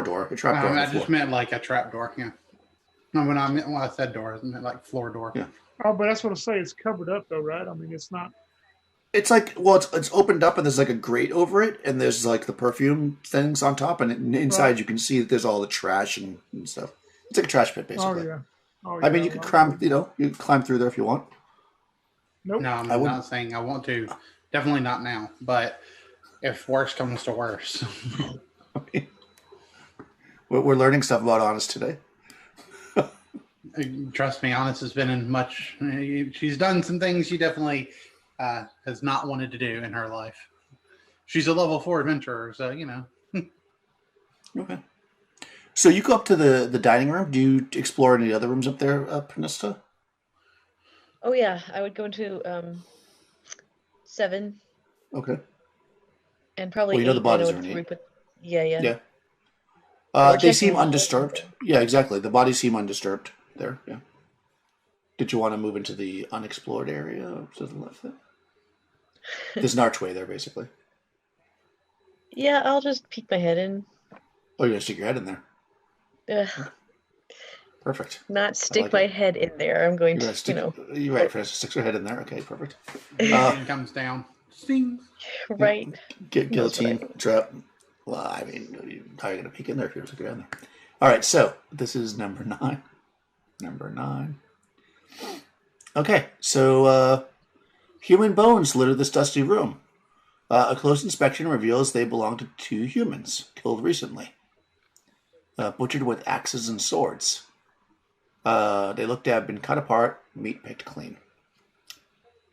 But on a more positive note, a humble bed with blood on the sheets, as though someone used them to wipe their hands, sits next to a simple wooden chest that has been smashed open. All that remains is a torn cloth sack containing old leather shoes, a leather apron, cracked with age. There's a door on the northern wall to provide access to the outside, but it has been secured with 6 iron spikes. Yeah, you can also see that there's a door, I guess, to the south. And there's, I guess, are you walking in there or are you just standing in the... No, I'd probably wait for and go get the others before I Okay. go in there. All right, that's fine. So you go back down to the middle to meet. Yeah. Sounds good. All right. What did you find, Vanessa? We found nothing but weird room of skulls sitting on top of pedestals, and then some type of refuse pit. It is horrible. We should not go back down there. Oh, that does sound disturbing, but I found bones, human bones, and blood. Did these pics? Did they not say they were missing some of their clan? I wonder if it could be them. Very possibly could be them. It looks like the meat was picked clean. There is a door that leads to the outside up there, but it has been secured with iron spikes. Oh, So that is good to know then. I don't think that the creature could have come in that way, is what I'm saying. But at least we know there's a door that leads outside if we need it. So. I mean, there's still a couple more rooms in that room with the statues. I know that there were. I know that there were other archways. I just didn't bother looking through them. I figured I'd wait on you to get your strength back about you. Well, like I said, I do want to explore that room further, but I know that you're hurt, Breakhild, so I'm not sure if you want to keep exploring or if you want to try to rest. Maybe it would be best we do all go and rest, and our new friend here continue to watch the front doors the best she can. I think this time I'll sit a little bit closer to your door. Yes, it might be for the best. Head on a swivel. Cool. Indeed. So what I'd like to do, Daniel, is those doors that I had sort of cracked a while ago.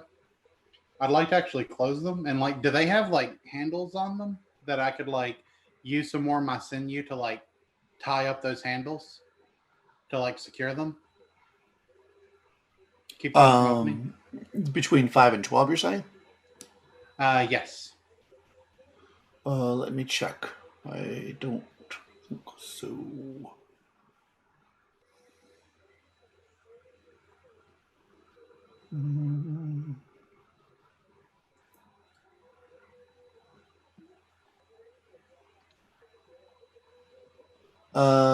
Yeah, we'll say so. Why not? There's handles on there. Doesn't say there's not. You could open it somehow. And then I'll just put my chair back, basically at room 19, and wait there. Okay. Fair enough. I guess because you ran away, or went back, I should say, earlier, and also because you're sitting right there, you could probably see that this goes up a bit and goes a hallway, if that wasn't obvious before. There you go. All right, yeah, you guys go back in. Altan immediately goes to the giant king bed, and he says, "Ah! I would usually have a bigger bed than this, but this will have to do." And he goes and lays on it. I really hope he gets over that soon, Brighild. Yes, his mouth is much bigger than everything's.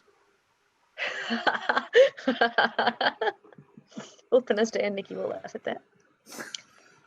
All right, so you rest. You go through the rest of the night without incident, and you could heal up back a hit die plus Constitution if you are hurt. Right. Oh, good. Helps a little, but Yeah. Also, I know. give me a second here. Altan's going to drop a bunch of spells on you all first thing in the morning. Because, he is the greatest healer. Of all time. Of all time. Now, I know that he has Cure Moderate and Cure Light. I just don't know how many, so I have to look up the cleric class and see how many spells he has. He is a cleric. He is 4th level.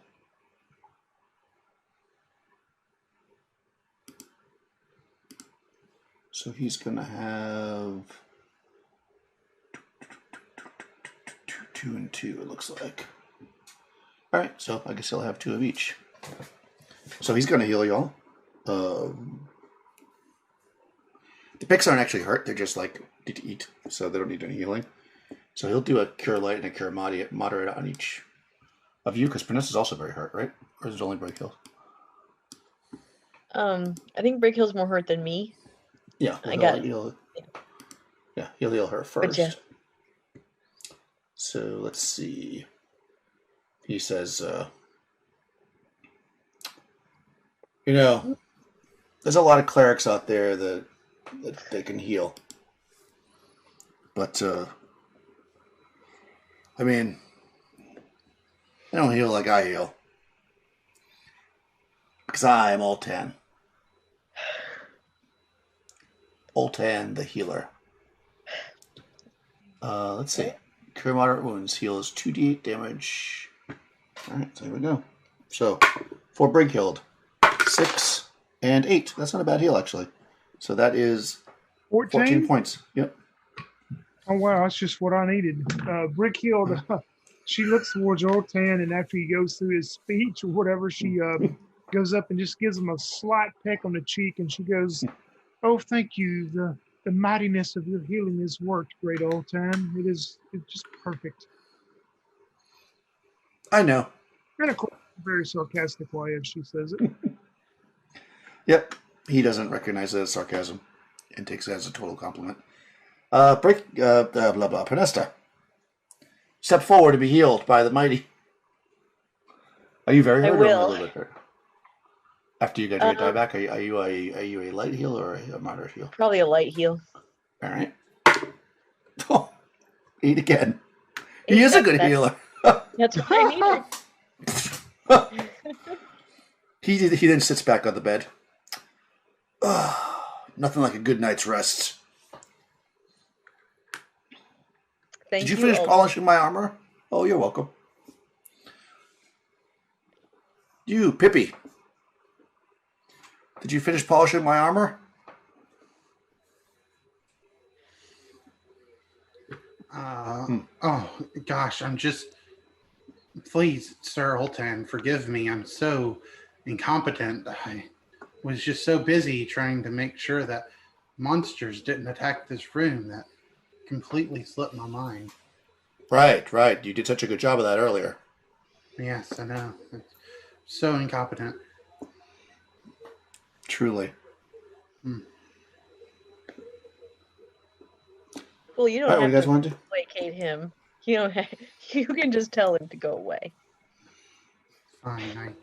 I realize, I'm humble enough to admit my own flaws. All right. That's up to you.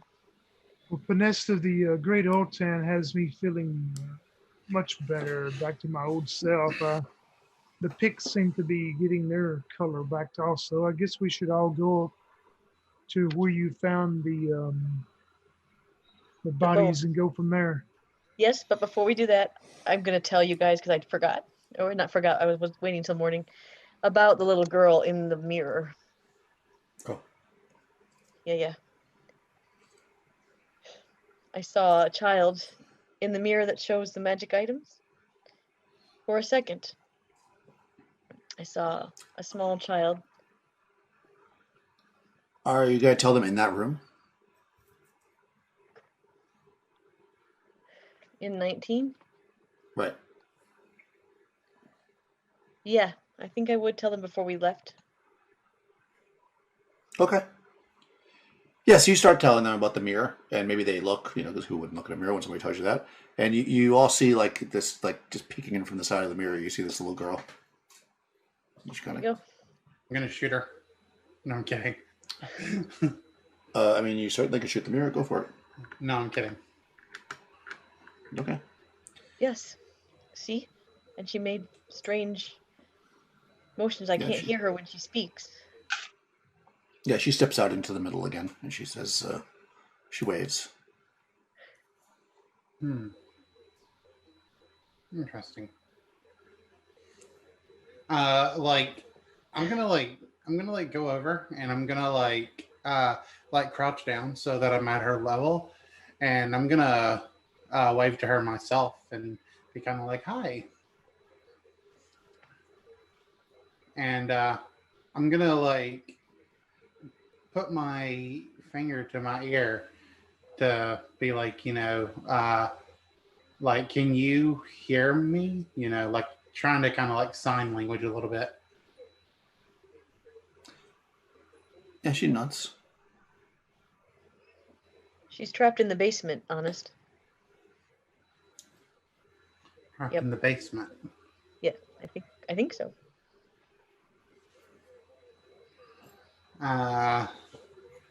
You're below us?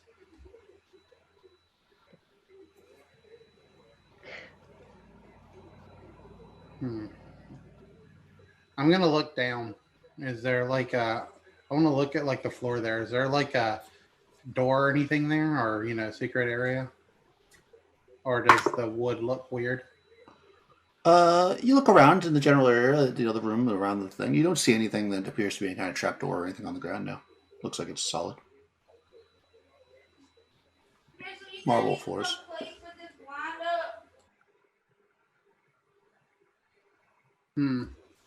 Well, she is certainly pointing down. Well, maybe she wants you to go through that muck and mire we found yesterday then.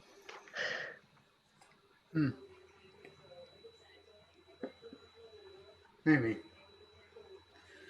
Well, let's. I guess it wouldn't hurt to look around and see if we can find any stairs that go downward. We still haven't fully explored this place after all. Oh yes, she made that motion before too. Choking. Yep.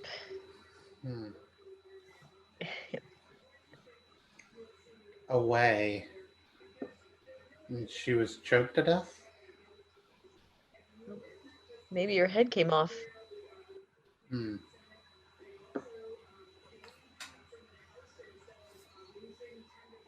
She was choked and they removed her head? I'm just taking guesses here. Maybe maybe her skull resides in that room next to the dumpster. No, if you remember, those skulls were all human size. This is not a mere child that we're looking at now. Yeah. True. Can I do like any kind of, I don't know, like, can I like look around the mirror? Can I put any like runes or anything like that on it and see if I can decipher them at all? No, the mirror is completely free of any kind of runes or anything. Is it like attached to the wall? It is attached to the wall. I mean, you could certainly remove it. It's in a frame, basically. The frame's attached to the wall. It could be taken down, but it's quite heavy, of course. Okay. Well, I don't want to risk breaking it. Not yet, anyway. Yeah, I mean, a good 6 foot tall mirror, not one of those cheap ones you buy at Target. Yeah. It's heavy. Yeah. It probably was 100 okay, pounds I don't at want least, maybe more. Yeah, I don't want to risk breaking it or anything. Okay, all right. Well, yeah, let's for now see, and maybe be on the lookout for poison or something if we go downstairs. Certainly, if we go down to the basement, knowing that the other people didn't come back, we'd be very careful. Also, Pinesta, I think it is best that you share with the Pix about the partial bodies and stuff you found, and let them know that it may be the friends that went missing. All right. I shall bear that bad news to them. So if it is, they will not be surprised when we go into that room. Yes, if you tell them that they seem very upset and shocked, and they say, "Are you saying that somebody murdered them and then took all their flesh? Who would do that?" They look like I don't. She's not going to tell them that they might have. She'll just say, it was probably those creatures that were here that had you under their influence that we took care of. Well, we thank you for that, then. Taking revenge on the murderers of our friends. And yeah, I mean, they're basically gonna do what you want. I mean, they're sticking with you, so you seem to know what you're doing. So if you want to tell them anything to do, they shall do it, or they'll just follow you around. How about you lead us around and show us the rest of these rooms around this house? Well, by you, they meant the two that saved them, not random person who came to the front door. But no, I'm just messing with you. But yes, yeah, if you guys want them to do that. I'm just going to, just because I don't want Russell's character to, I don't have his stats, so I'm going to say that Altan has decided that he's going to sit there and polish his armor because nobody else can polish armor as well as Altan can polish armor. Oh, is So that what he they call it says, these days? yeah, and he says, once And I am Altan, fully good. Altan, if the apes come bursting through the front door, since you're the greatest fighter that we've known also, I'm sure you can handle them. You will not need to call upon us. Well, I'm sure, but, I wouldn't want to take it all for myself. Well, just You've yell proven loudly. it. We will come. You're truly also the most humble person. Yes. I will summon you to the fray, Brickhill. Do not worry. You are a powerful warrior.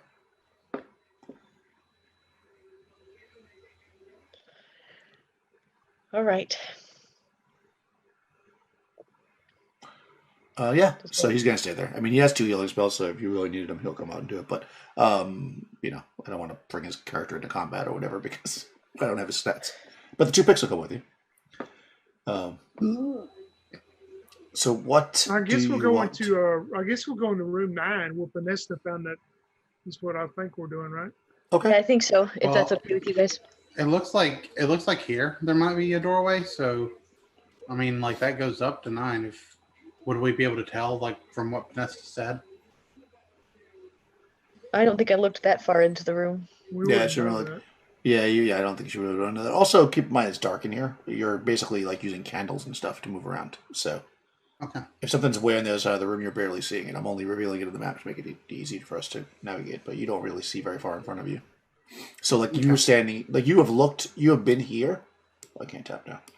Like, everybody's been, like, in this general area, but you probably barely noticed there was a door up here because, that's 15 feet away or 10 feet away, and you're got candles, basically. Okay. So keep Well, that I mean, in mind. like, So, no, if we you need wouldn't more- necessarily know that. Yeah. If we need more light, I have a hooded lantern. I mean, if you guys Okay. would Well, if you want to use a more lantern, you light, certainly could do that. Yeah. You certainly can light up a lantern if you want. The house itself just has candles. That's what's been lighting everything. And since nobody mentioned firing up any light, I just assumed you were using the candles. okay. I mean, if they're just candles, yeah. I mean, can we get like a candelabra? Yeah, it's like a candelabra. Okay. Yeah, that's fine. I'm not exactly sure everybody with all their two-handed weapons are holding it, but it's fine. We're not going to worry about it. Yeah, exactly. We'll say, the druid will hold it because she doesn't. She has a one-handed weapon. That's fine. All right, where do you guys want to go? Into room 9. Which way do you guys want to go? Do you want to try to go up through 13? We don't know what's right there. Nah, I would say we just go the way we know, up through the Yeah. dining and kitchen. Yeah. Yeah, I mean, that's fine by me. Yeah, peeking through there, you would have seen those like really kind of strange statues that I had described to Crystal earlier. Right. But yeah, you come up in room 9, and of course, Crystal's her perception score was high. You do see that there's actually, when you come in here, you see that there's actually a passageway there. Also, I don't know if you can see it very well, but there's a door here down at the bottom. There's a little cubby hole there. What else? Yeah. That's what you see. So it's just like what I described before. Bones look like they've been picked clean. There's clearly this room has been looted. The chest is smashed open. You see blood, like somebody wiped their hands on the blanket there. And the door is 100% smushed closed. Or it's, stuck closed. Well, I'd like to investigate the broken chest now. If I Okay, could. of course. Yeah, you check it out. It's basically got, you kind of poke through it a little bit. You see that it's, like I said, what was kind of hanging from was this torn sack. And as you kind of dump the sack out and look at it, you just see that there's like some clothing and stuff in there. It all looks pretty old. Like it's got like the leather apron is like all cracked, like it hasn't been like, it's been folded. And then when you open it up, it's like it breaks. So this stuff looks really old. And also, probably the style, you could tell, is quite old. Okay.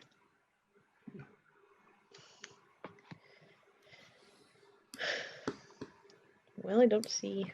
All right, let me roll. Yeah, and if you wanted to try to pull those spikes out of the door, you could. You realize looking at them, it would take some time and some strength to do it, but they could be done. Of course, then it would leave that door open to be. Anyway, Yeah, I don't think we want to do that right now. Okay.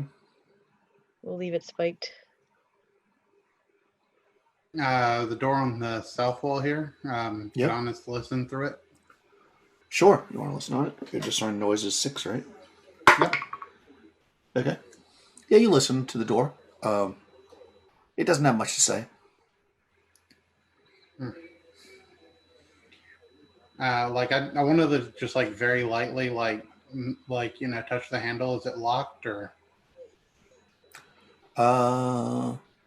It is not locked, although there is a lock on it, but it is unlocked. Yeah, I'll kind of look to the others and point out the door and kind of like signal that it's unlocked. Well, go ahead and open it, then, and we will see what lies beyond. Yep. Okay. I'm gonna hold my crossbow in my hands, and I'm gonna use my foot to push the handle down and then kind of kick it open.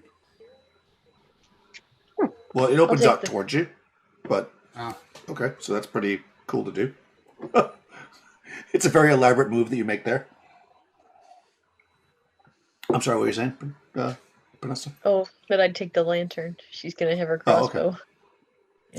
Okay. Yeah, you do that. So you do this thing where you stick your leg up and you do this weird thing to open the door up. Everybody's kind of looking at you like, okay. Maybe they're impressed.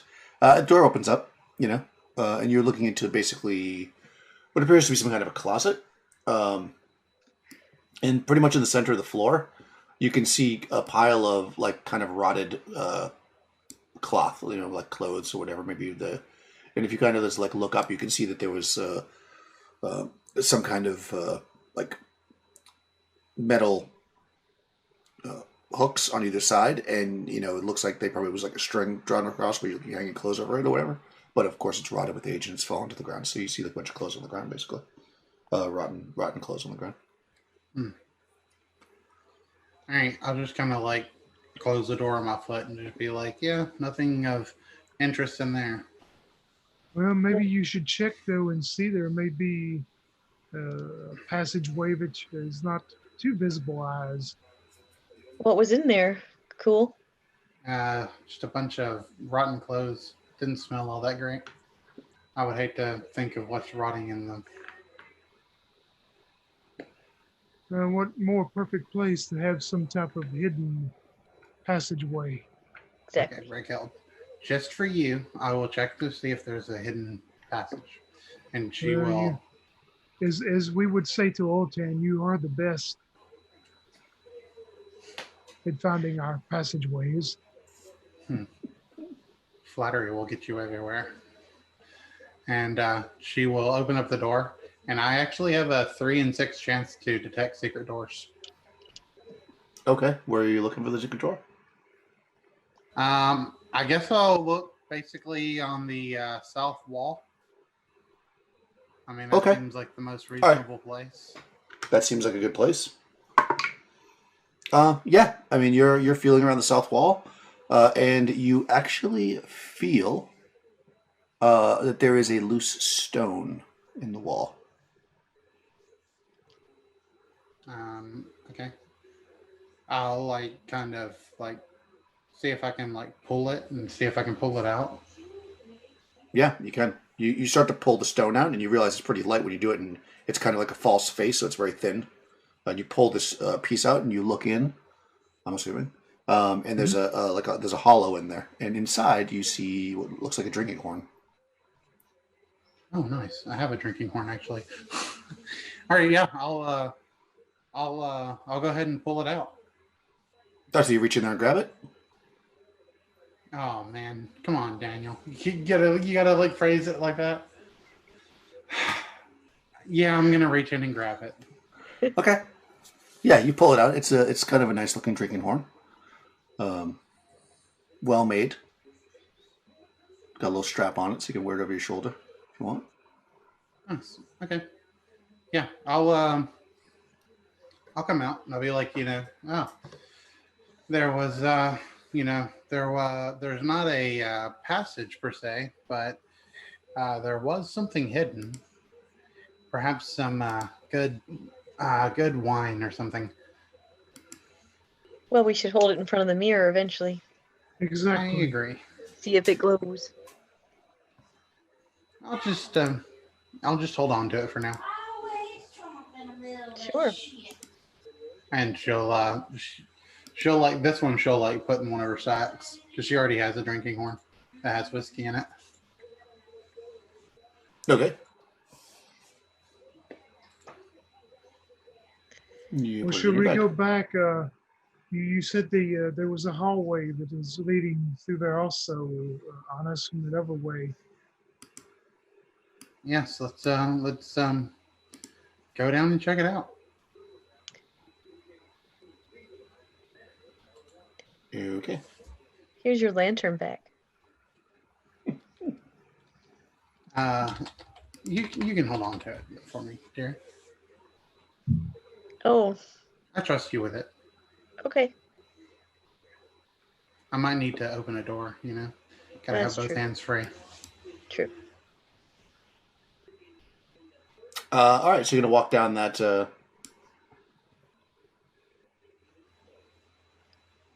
think, what is it, 9A? Yeah, what is this Yeah. right here, Daniel? While I'm thinking, this looks like a little notch, niche, or something right there. I'm sorry, do it again, Tony. I wasn't. Yeah, it's just Right like a there? little. Right, it's like a little storage space. You see what looks like like some rotted, like falling apart crates, boxes. They probably stored stuff there. It's just a little area. Nothing. Nothing of interest. I don't Maybe think. you should look there also, honest. There may be you seem to be adept at finding things hidden. There may be something behind those crates. No problem. I'll go ahead and look. Okay. Brigild's Yeah, you trying look to get me around. killed. You look around behind the crates. It doesn't seem like there's any kind of anything else like hidden here, like any kind of passageway or other hidden compartment. The space looks like it was probably just used for storage. Other than this massive diamond, I don't see anything. I'll hold on to the diamond. Don't worry.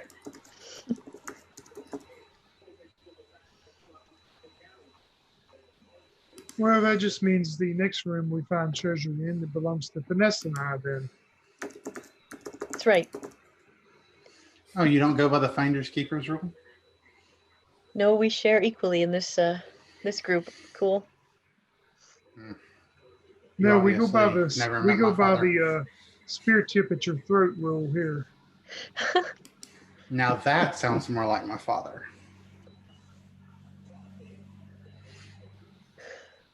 All right, we'll continue down the hallway, and I guess when we see that door, I'll listen at it.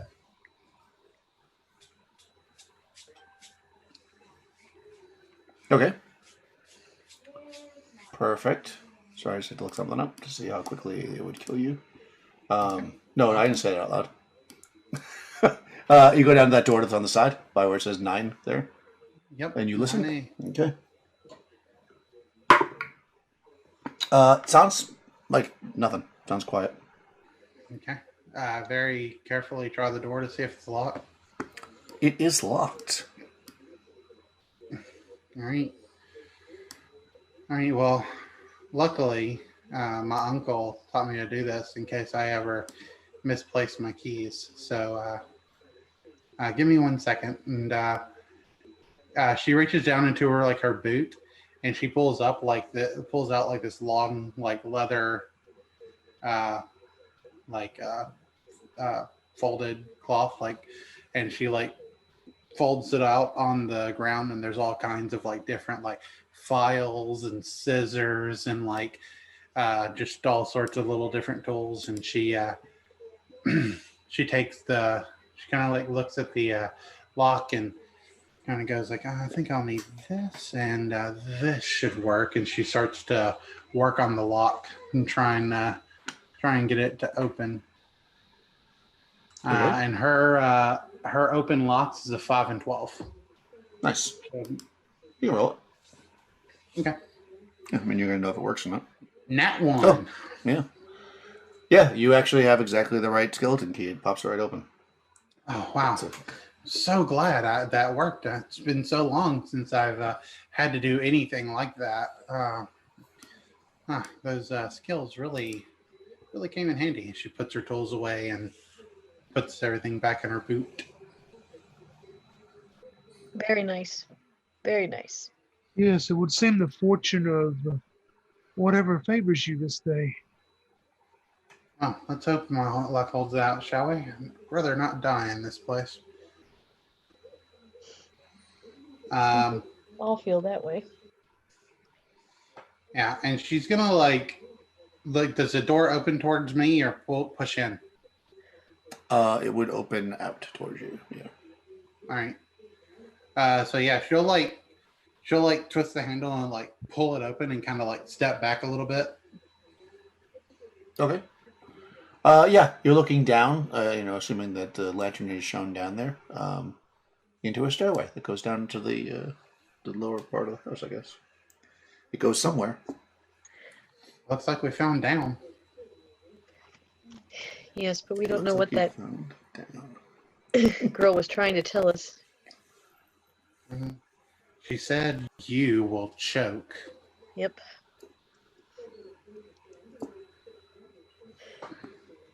Maybe it is best we do not venture down there quite yet until we get the layout of the rest of this first floor.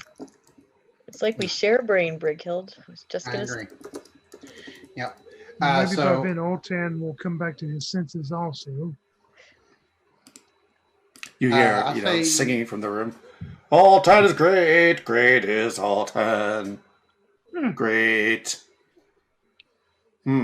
polishes armor like no other. So if we can get that chair, like I was sitting in earlier, I'd like to like push it up under this door to like keep it closed, just in case. Okay, so you're gonna walk down past 13, past that statue with the imposing pose of the scythe blade hands, or are you gonna go back up through 9 and go around in a circle? I would tell them, I think we should get the chair and push it up, or a chair, and push it up No. against this door. I heard you. I'm asking which direction you want to No, go. I'm saying, Honest is going to say to the others, I think we should get a chair and push it against the door. Should we just get one from the dining room and it's all up around the way?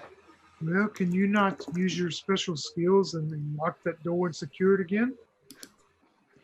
It's been so long since I've actually, I could attempt it. Well, I mean, if you could do that, then you could maybe fix it where you'd be the only one that could have access to it. Okay. Would I have to do an open doors to try and lock it again, Daniel? If you want to lock it in a way that somebody else could not open it, then yes. If you just want to lock it normally, you could just reach in and turn the lock and close the door. Oh, I'll just do that. Yeah, it only locks this door only locks from one side because it's not it's an interior door. Well, if it locks, then never mind. Because what if anything is on the other side? I could just unlock it. Yeah, it doesn't. Yeah, you don't have to unlock it from the other side. You just will switch. Oh, well then never mind. There's no point. Right, unless you want to rig it so somebody could not be able to unlock it, then you'd have to roll something for that. No, That's right. fine. Okay, this is probably a good place to take a little break. Right, it's 9-ish. All right. Yep. And before you guys go down into the deep, dark basement, or stay up out of the basement, who knows? We'll find out. All right.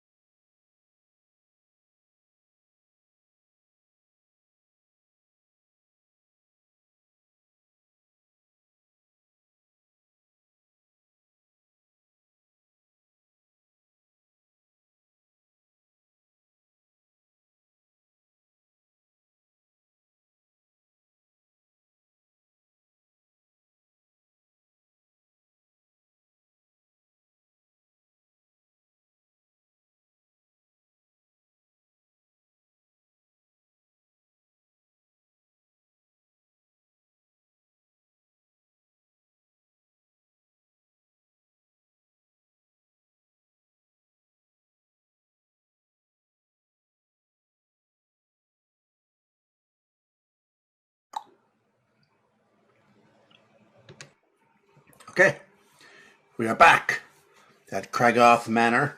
Cragoth Manor. And you have closed the door to the stairs below. And, yeah. What would you like to do?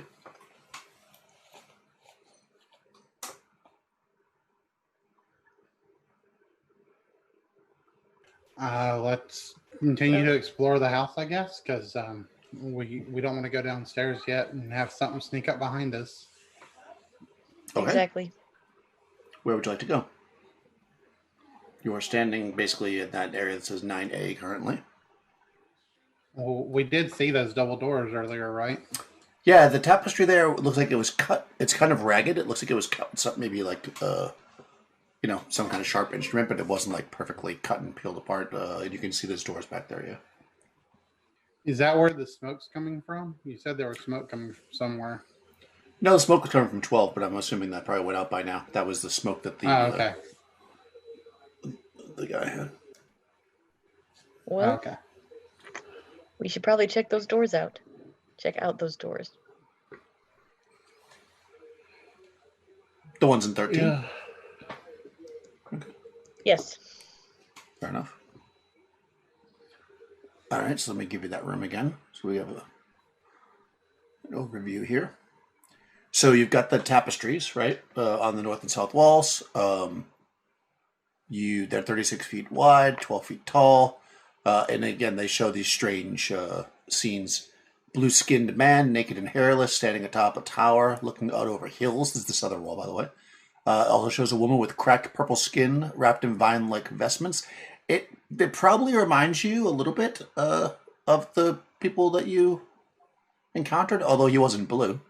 But she definitely was purple and had vines wrapped all around her. The people you fought earlier. On top of grassy hill. The northern tapestry shows the same two people. They're in a field of red, staring ahead. Both tapestries look brand new, which is incongruous with the rest of the house. Then there's the two statues. They're weirdly thin metallic bodies. Their visages are somewhat indistinct. Their hands have crescent blades, and one's like, whoosh, and the other one's like, whoosh. The doors themselves that you see through there are bronze. So it's bronze, set of bronze double doors. Well, now, is this something we want to do now, or is this another thing we want to wait for?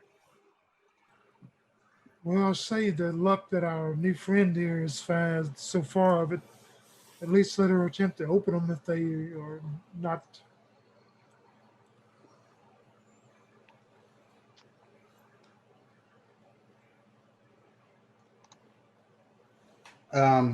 Yeah.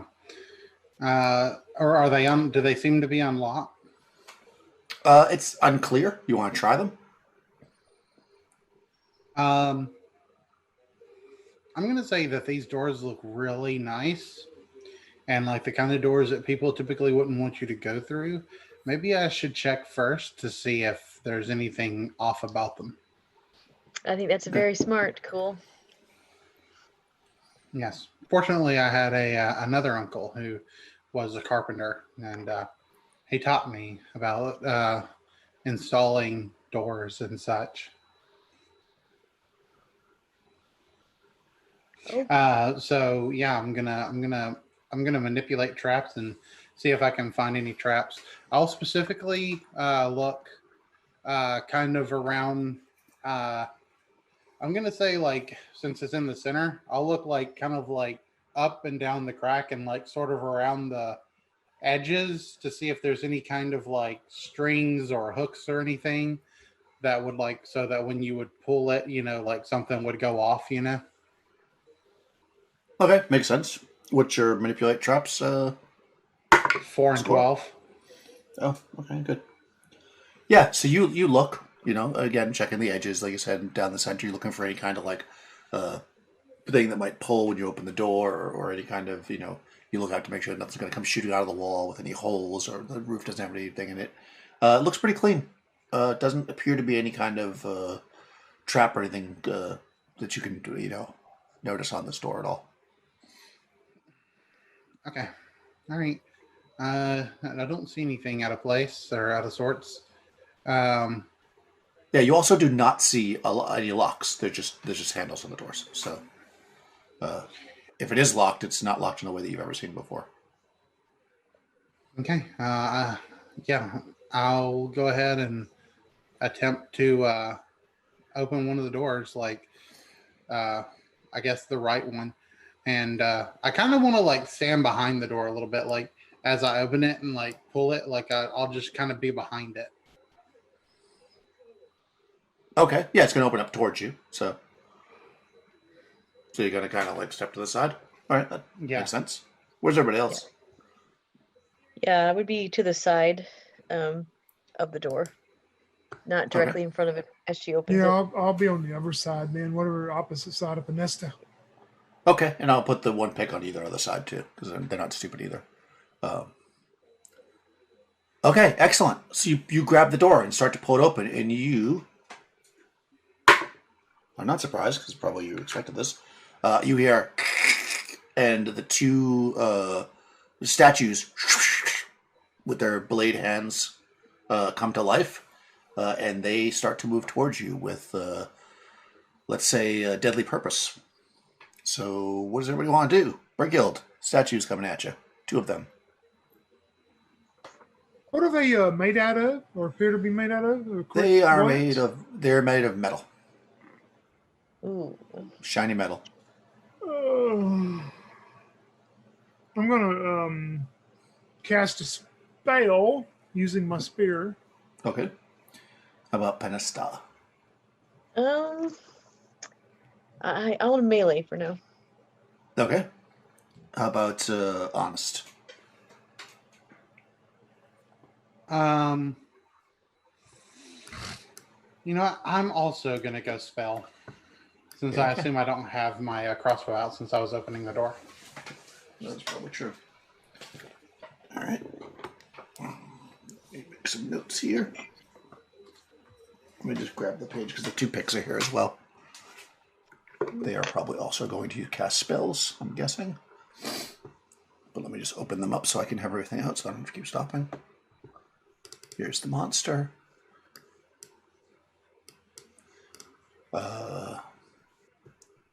I'll show you a picture of it, but the stats are right next to it, and I don't want to scare you by how good its stats are.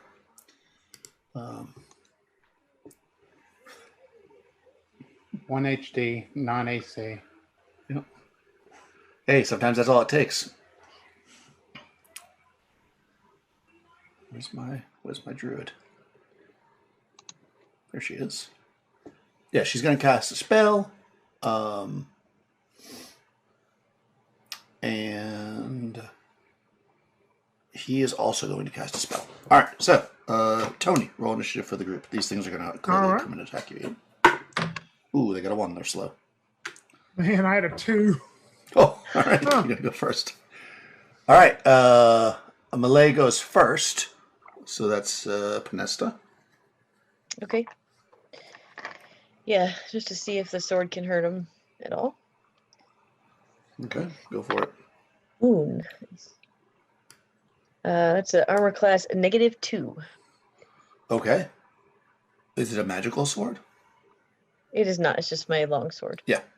Yeah, you strike it with the sword very hard, and the sword just kind of breaks off at you. You actually see like a spark, like a bluish spark come, and you actually think you might have put a little chip in your sword. Okay. Okay, and then we're spells, so Brighild. Yeah, Bricchio sees Vanessa run up and do that. She goes, I do not believe it's going to work, Vanessa. Step aside as she runs her spear point straight into one of the same creature with using Shocking Grasp. Oh, nice. And that will do 10 points of damage. Oh, wow. Okay. Does it take any extra damage because it's metal? It just says metal armor is ignored when calculating the victim's AC. Oh, okay. Let me just make sure. But no, it doesn't say anything about extra damage. Okay, yeah. I was just checking to see if the monster itself said it. It does not. Okay. So yeah, this is a big thing. So it's hurt, but that doesn't really slow it down much. Spell for Honest. You said these are big. Are they? Do they count as 9 like feet. medium? Oh, okay. So they're like They are large, I believe. Yeah, they're large. Okay. Well, either way, I'm going to continue the spell. So, uh, uh, Honest begins to chant some words, and like the tattoos that are on her body begin to like glow with this like red glow, and she like pushes her fingers out towards this creature, and it's like these flames like shoot off from the tattoos out her fingers, and she's gonna aim at the other creature, the one Okay. that hasn't quite got to them yet, and she is casting fire web upon it.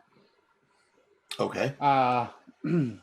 It's a flaming web that will ensnare and burn one medium or smaller creature for 3d4 HP.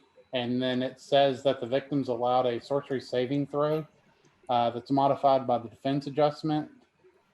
And Right. if applicable, if the save is successful, the victim suffers half damage and is not ensnared.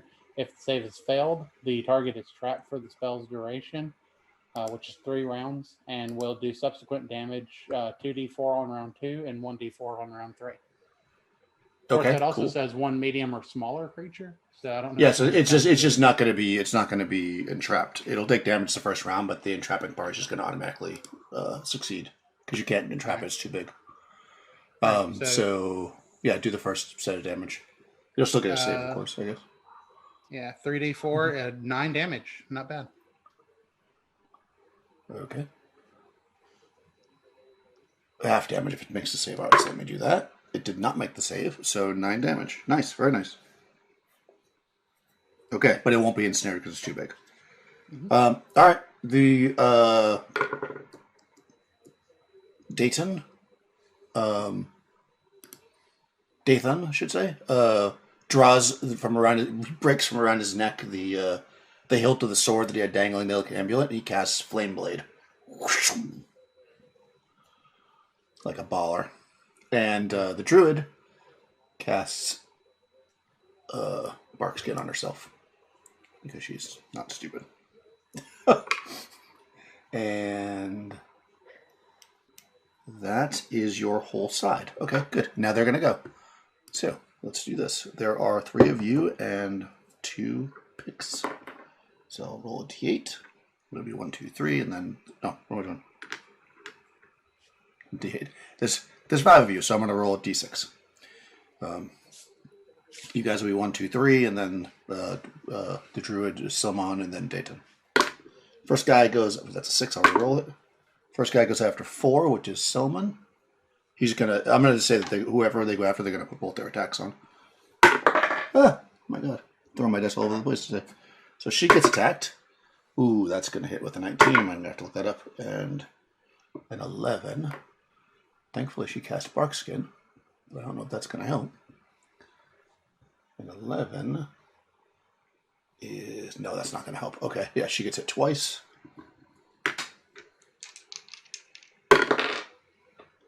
Oh. Yeah, she's dead. Yeah, this thing comes through and like the blades cut through her, and like from shoulder through, like a V. And then her body just falls in pieces to the ground. As the bark starts to form over it as the spell was coming. But was useless. The second one is going after... Well, I mean, you could have theoretically have gone after her too, so I should roll that too. Nope, he's going to go... Oh, he's going after Pinesta. Oh no, Pinesta. Uh-oh. 7 on the die is probably not going to hit you. But let me check. These guys are pretty badass. That hits armor class 6. No. Okay. And 11, that's probably going to hit you. Yeah. Because that is armor class 2. Okay. Yeah, that'll hit. D10. Does D10 damage. 3 points. Not too bad. Wow. That's not too bad. Well, she got 5 and then a 10. So, yeah. So, unfortunately, the druid has fallen.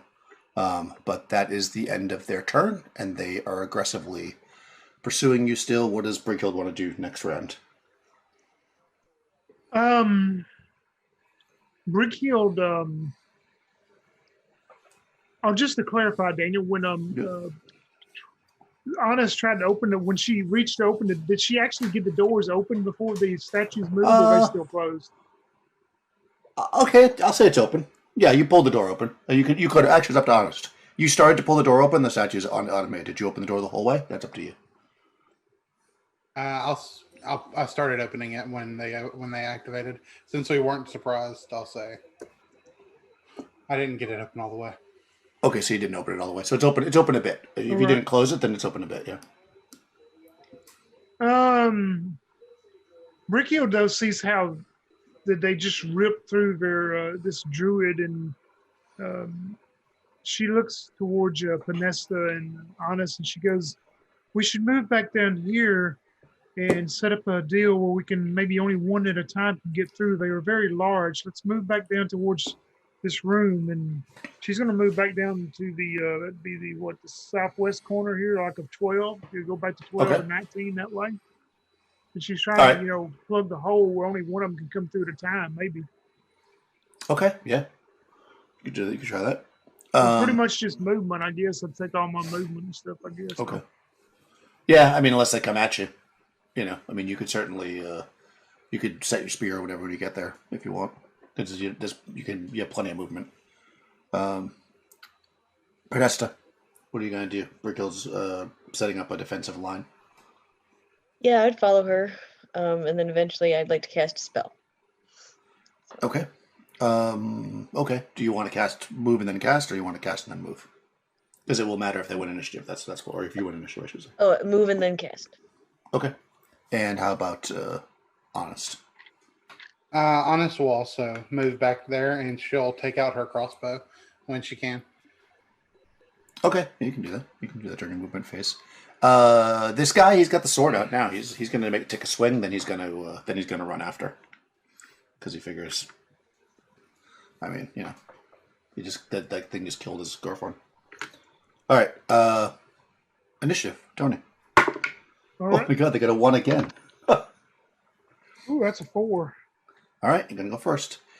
So you all move. He's going to get his attack.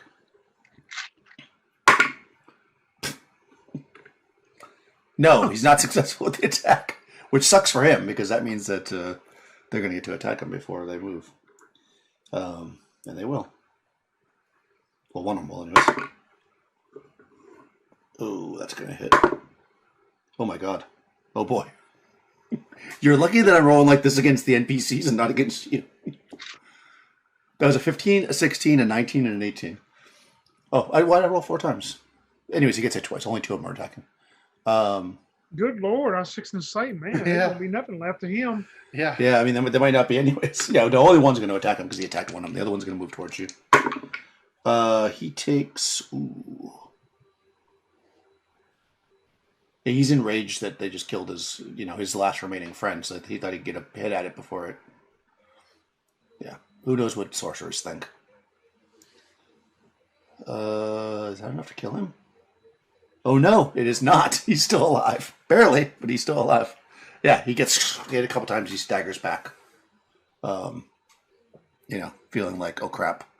And the other one's going to move towards you, but since you have spear, you could have it set for the charge, Briggle, so you can actually get an attack on this thing first. All right. Oh no, I rolled a 2 on the die. Okay, yeah, so yeah, your spear just... Panessa, it gets to go before your spell though. Who's it attacking? I mean, you're set up in like basically the doorway, right? So, I mean, it's probably going to be Breakhill because you're right up front. So let's see. Okay, that's a 5. That's going to miss, and a 6. Wow, you are. Let me just check, but I don't think so. Yeah, I'm Hourglass AC4. 7. Okay, yeah, they both missed you. All right, yeah. So this thing, your spear banks off of it, but it swings its sides and misses. And yeah, it's pretty big. It can, you would definitely think that only one of them is going to be able to get to you through the store where you are. So that's a good move. Panessa, your spell goes off. Yeah, and I say I can do that too, and I'm going to do my flame blade as well. Nice. Well, he's out there with his flame blade, but it's he's like, And finally, you can shoot crossbow because you moved. You can pull it out when you were moving if you want to shoot your crossbow now, Crystal. All right. Yeah, certainly will. Oh, nice. First one, I hope will hit -4. Yep, that would have hit. Okay, I'm gonna go ahead and do all my attacks, and then we'll see. Yep. Oh, second shot, my crossbow jams, natural 3. Ah, crap. Okay. Yeah. Okay. But still, that first shot will do 3 points of damage. Okay. Yeah. You and once again the bolt hits the creature, and you see this almost like this magical like energy, just like almost like a lightning bolt, and the bolt goes flying. Even though it was a good clean shot, that doesn't affect it at all.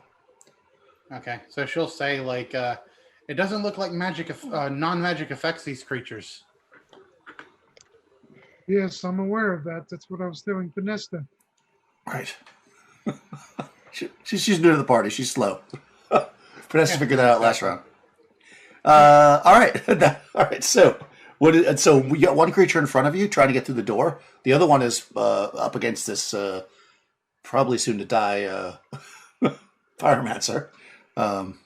What does Brighild want to do? She's going to use her last shocking grasp through her Okay. spear to reach out and touch that one at the door. All right. How about Panesta? Yeah, I want to flame blade him if he's at the door. Okay. I was going to attack him. How about Honest? I have to reload. I have to clear the jam anyway. I'm going to start loading up my crossbow with silver bullets. Okay. So you're going to step back and load your crossbow? Fair enough. Yes. That's going to take a little bit. I don't know how much it says it takes, but I would imagine that'll take several rounds. It says it takes 1d3 to clear a jam. So Right, if 1d3 and then that plus is- however long. Yeah, and then plus however long it's going to take to reload it. I mean, that's just to pull that's to clear the jam. It's not that bad. You'll be able to clear it in a round. But if you want to then reload it with something else, then that's going to take time. I would say you can load a bolt a round, maybe. All right. I mean, a round's 10 seconds. All right. Instead, I'm just going to put my bolt down and I'm going to pull out my silver dagger. That's what I'll do. Okay. this turn. Right, fair enough. Okay, that's fine. And the Pictus is going to attack and roll initiative, Tony, for the group. All right. They got a 4. Out of 2. Okay. All right, so I'm going to do the guy out there first. He's obviously going to attack the pit. He rolled a 4. That's not going to hit him. Oh, but then a 14. That's definitely going to hit. Well, yeah, his AC is only 9. Actually, a 4 might have even hit him. Yeah, it actually did. All right. Wow. Oh, my God. It's good that this is rolling this way against them. I just rolled maximum damage, 20 points of damage. It just takes the pick and Lord. and he just drops. You just see like a cloud of just of blood. It's almost like smoke. It's so like flying through the air like little pellets, drops. And the pyromancer falls to the ground. His flame blade still like is burning. I don't know why. I don't think it would go out. It's just kind of like laying on the ground burning. And yeah, the one that's in front of Brighild steps forward. I hope it doesn't roll like that for you. A 3? Oof, man. Oh, crap. Oh, that's going to hit you. That's an 11. All right, you're getting hit, Brighild. All right. Ooh, 9 points of damage. Ooh, okay. That's pretty bad. You're right there in that corner, right? Which, you know who's over there. The mighty. That's right. Alta and the Great. The Alta and the Great's over there. Okay, so coming back around to you guys, Brighild. Hold on. You're going to draw your dagger, so that's going to take... You'll go second phase no matter what. So, Brighild, go ahead and do your spell. But did I lose since I got hit first? Did I lose that spell or? Oh, you got to make a roll, right? So it's 3d6 under 3d6 plus 9 under your casting stat, which I guess is Oh, good Intelligence. Lord. It's going to be hard. 3d6 plus 9? Woo. yeah, because 9 points of damage. First roll puts me over already. Ah, all right, yeah. So you lose that spell. Unfortunately, it just crackles in the air as he slashes into you terribly. You could do something else second phase if you want, if you have something else you want to do. But the spell goes where... We can do movement. Yeah. Yeah, For sure. Brickyl sees how tough these things are, and she just yells at Vanessa and Honest and goes, "These things are not something I don't think we'll be able to handle. But let's try to lure them down to where those vines are down in 15, and maybe the vines will entangle them." And she starts running towards 15, Okay. to the Awesome. entrance way of 15. Yeah, makes sense. Okay. Podesta? I mean, you already said you were going to attack, so I'm assuming that's what you're going to do, unless you want to change that, I suppose. You could attack and then move, of course. Yeah, that's what I'll do. I'll take a swing at him. Yep. I mean, I've got the flame blade out. I might as well use it. That's right. Oh, it's a natural 20. Yes! There you go. All right, roll a d6. All right. 3. 3, and you are considered a Considered thief, right? Yeah, Yep. so that is +2 damage. So damage +2. Okay. And I get a 1d10 plus 2 with the flame blade, so I'll get +4, right? So. Oh, nice. 14. Oh, max damage. Wow, all right. Yeah, you cut into this thing, and one of its arms comes off, and it falls like melting. Your blade just cuts through. It's like melted metal, and it falls to the ground, and now it only has one side left. Right. And then of course you could move into the second phase. But before that happens, Honest, you draw your weapon, and then the other guy's dead. So then you can run back in second phase. You gonna run back as well, Honest, or are you listening to Brickhild, or are you gonna do something different? Well, let me ask real quick. Where's that other flame blade at? Like, is that statue in front of it or whatever? You would have to get past this thing. Yeah, it's basically, if you look at the map, I'll ping where stuff is. You guys are here. You guys are here currently, right? Fighting in this doorway with the statue basically right in front of you, like right there. The other statue is over here, and the flame blade's on the ground in front of it. So yeah, Okay. you'd have to run past the one that's in front of you, or you could run around, I suppose, to get it. Yeah, But, that's what I'm thinking. Hopefully this will work. Hopefully the flame blade won't go out. I'm a Yeah, I don't pyromancer. see- Maybe I know that spell. But yeah, so I'm gonna run this way, and I'm gonna try to come back and get the flame blade. Okay. One square is 20 feet. Your probably movement is 40. So yeah, so this round you'll be able to get. Yeah, that's not accurate. 1 square is 10 feet. All But right, yeah, I see where you're going to go though. Yeah, so you're going to get to the corner basically. You'll get to the corner before you. Okay. Yeah, that's cool. You can do that. All right, you run that way. The other two run down towards the vines, which are there. Let's see if they're out. I got a question. Go ahead. I'm running that way, but if I'm gonna get to this corner, can I kneel down and just peek around, trying to move silent, basically? I mean, you can't move silent to get there if you're running to it. No. But No, you I can mean stop at the corner. yeah, I'm gonna stop at the corner. Yeah, that's what I'm saying. If I can only get to the corner anyway, I want to Yeah. stop and kind of peek around to hopefully the statue won't see me. Is all I'm trying to say. Yeah, you'll have to do that next turn. Yeah, I mean you'll just get there because I mean you're basically it's almost 50 feet actually. I'm giving you the full movement to get there, but you can only really move 40. Okay. Okay, yeah, so you're just at the corner now, but yes, you definitely can do that. Okay, perfect. Next round, Brickhild, you're down by the vines. You can see some as you run through them or into them. You see some of them, because they're not all alive, obviously. You see some start to slither out towards you. Yeah, I what guess her plan is to stay there, at the entrance or somewhere around there. And when Yeah. that statue comes down there, she's going to try. She's not that dexterous, but she wants to try to, like the statue reaches out to grab her, she's going to try to run past it. Then it'll be standing there right in front of the vines itself. If that makes sense. Yeah, okay, yeah, so you're going to try to run towards it, not deeper into the vines. Oh, yeah, she's going to try to run past it once it gets there. Okay. She's going to run back into 12. And just hope the vines grab it. Okay. Yeah, I hope the vines will grab it and It's always a chance, right? entangle it. Huh. There's always a chance of that. Yeah, that's pretty epic. And Panesta, you're running down to him. So you're just going to wait there, basically, and then do that if the creature gets to you. What about Panesta? You run down next to Brickhild. What do you want to do? Yeah. I have the flame blade. But that sounds like a good plan. Hmm. Could I try to... All right, I want to try something. Can I try to, as it comes close to me, entangle its legs with the whip and pull it into the vines? Like, whip it into the vines. Yes, if you go deeper into the vines yourself, because you'll have to pull it Mm. into the vines. So far, the moving vines haven't got to you yet, but you don't really know how fast they are. So it would be risky, but you definitely could do that. Otherwise, you have to push it, because you know how you're going to whip it from outside and do that. It wouldn't really work. Right. Hmm. Okay. I mean, that feels pretty epic.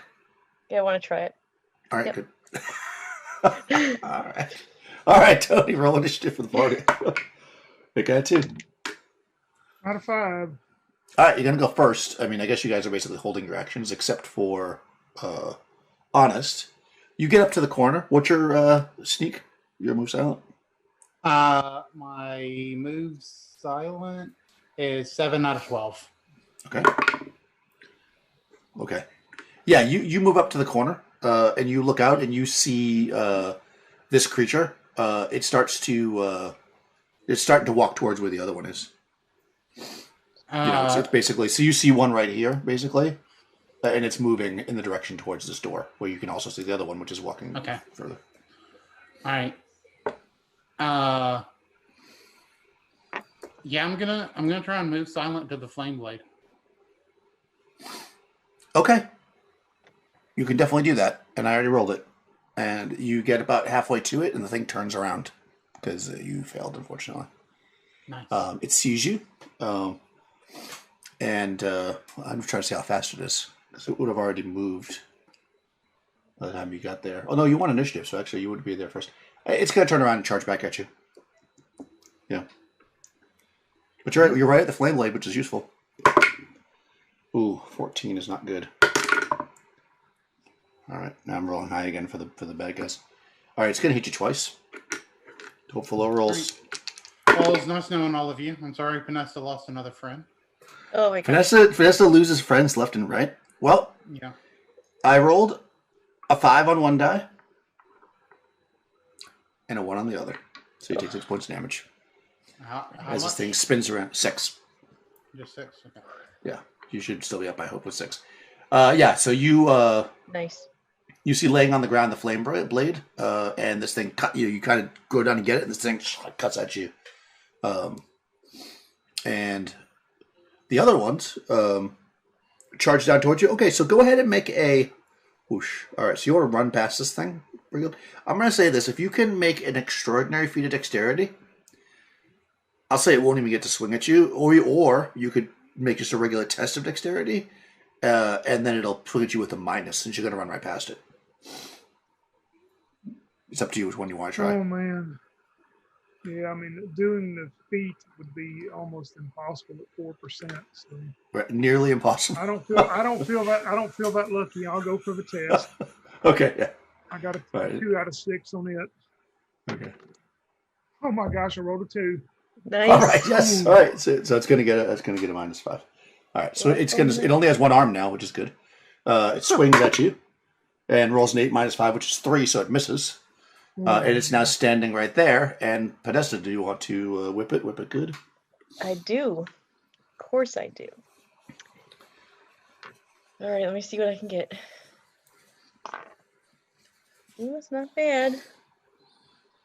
I don't get any bonuses, but it's a 16, so that I don't know what we want to do with that. Because it's so You got good. 16. What AC is Yeah. that? 1. That hits it. You said you have to hit it. I think then it gets an avoidance save, if I'm not mistaken. Isn't that how that works? Yeah, I'm looking here for entangle. Yeah. Where did I put my other piece of paper? Aha.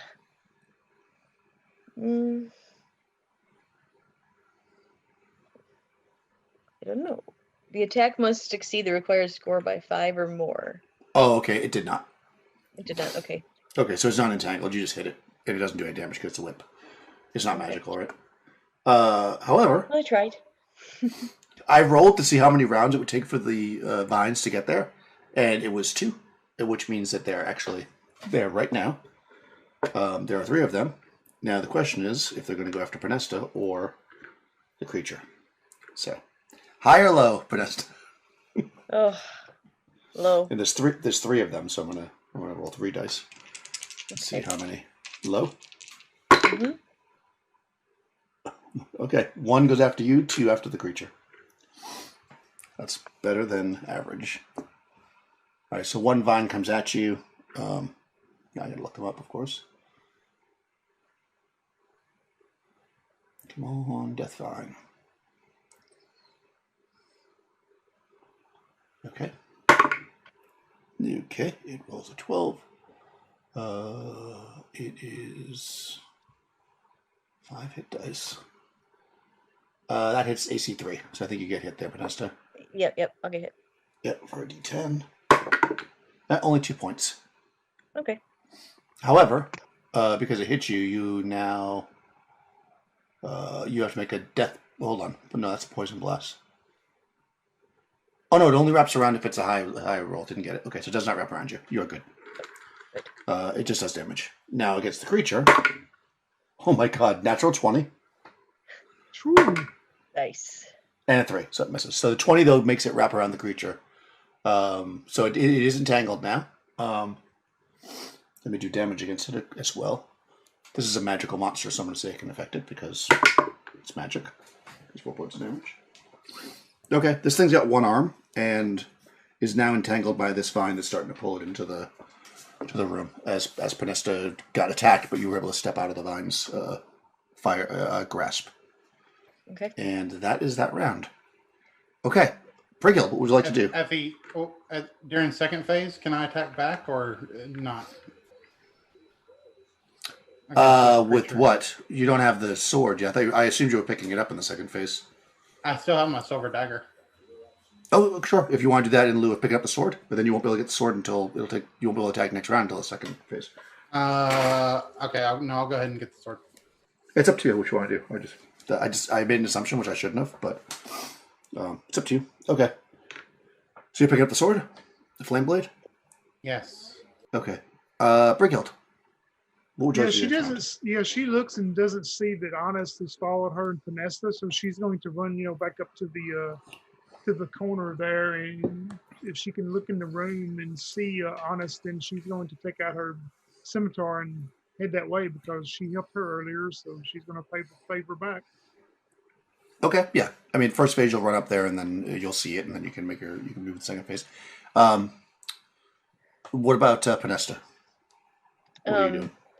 I want to get out of this room, so I need to run past the statue, I think. But he's being entangled, right? No, you're fine. You got past it because it's tangled too. Because you whipped. Oh no, no, no, that's true. You're actually in the other room. So the way I see it, unless maybe you envisioned something different and we want to discuss that, is that it's here, right? Because you had to whip it, you're like in here. So you could run past it, of course, but you could also take the long way. I mean, it depends. It's up to you how you want to go. Yeah, I just want to get out of the vines, so I guess I will go around. Yeah, if you do that and you used both of your movements, you could probably get, if that's where you want to go, you could get, the first movement you'd get here, and then the second phase you could move wherever you want to go from there. By then you'll see that Brighild will be up there. Yeah. That's what I want to do. So you're booking it. Okay, fair enough. And Honest? I guess during the first phase, I want to try to swing at this creature, and during the second phase, I'll try to retreat away from it, hopefully. Okay, fair enough. If it doesn't kill me. Yeah. Fair enough. You definitely could try to do that. So let's roll initiative, Tony. Ooh, 5. All right, you're going to go first. So a melee would be first, which is the flame blade. Go for it. Oh, sorry. Okay. So I'm doing 2-weapon attack because I have my silver dagger as well. So because the flame blade is the shape of a scimitar, it's a weapon class 2, but it also does a +2 to attack. So that should just be it should negate the penalty that it would normally have. And I got I hit armor class -2 with it. Nice. So the flame blade itself will first do Is it a D8 plus? Yep. D8 plus 2. All right, so the flame blade itself does 9 points of damage, Nice. and then I swing with my dagger as well at a -1 penalty. Actually, does that have to go during the second phase? I was looking it up and making sure I knew how to do this. I might No. have to go during this. Okay, it just goes at the same time. I don't think so. We can check now. It's fine. Yeah, I think it is supposed to go at the same time. Yeah.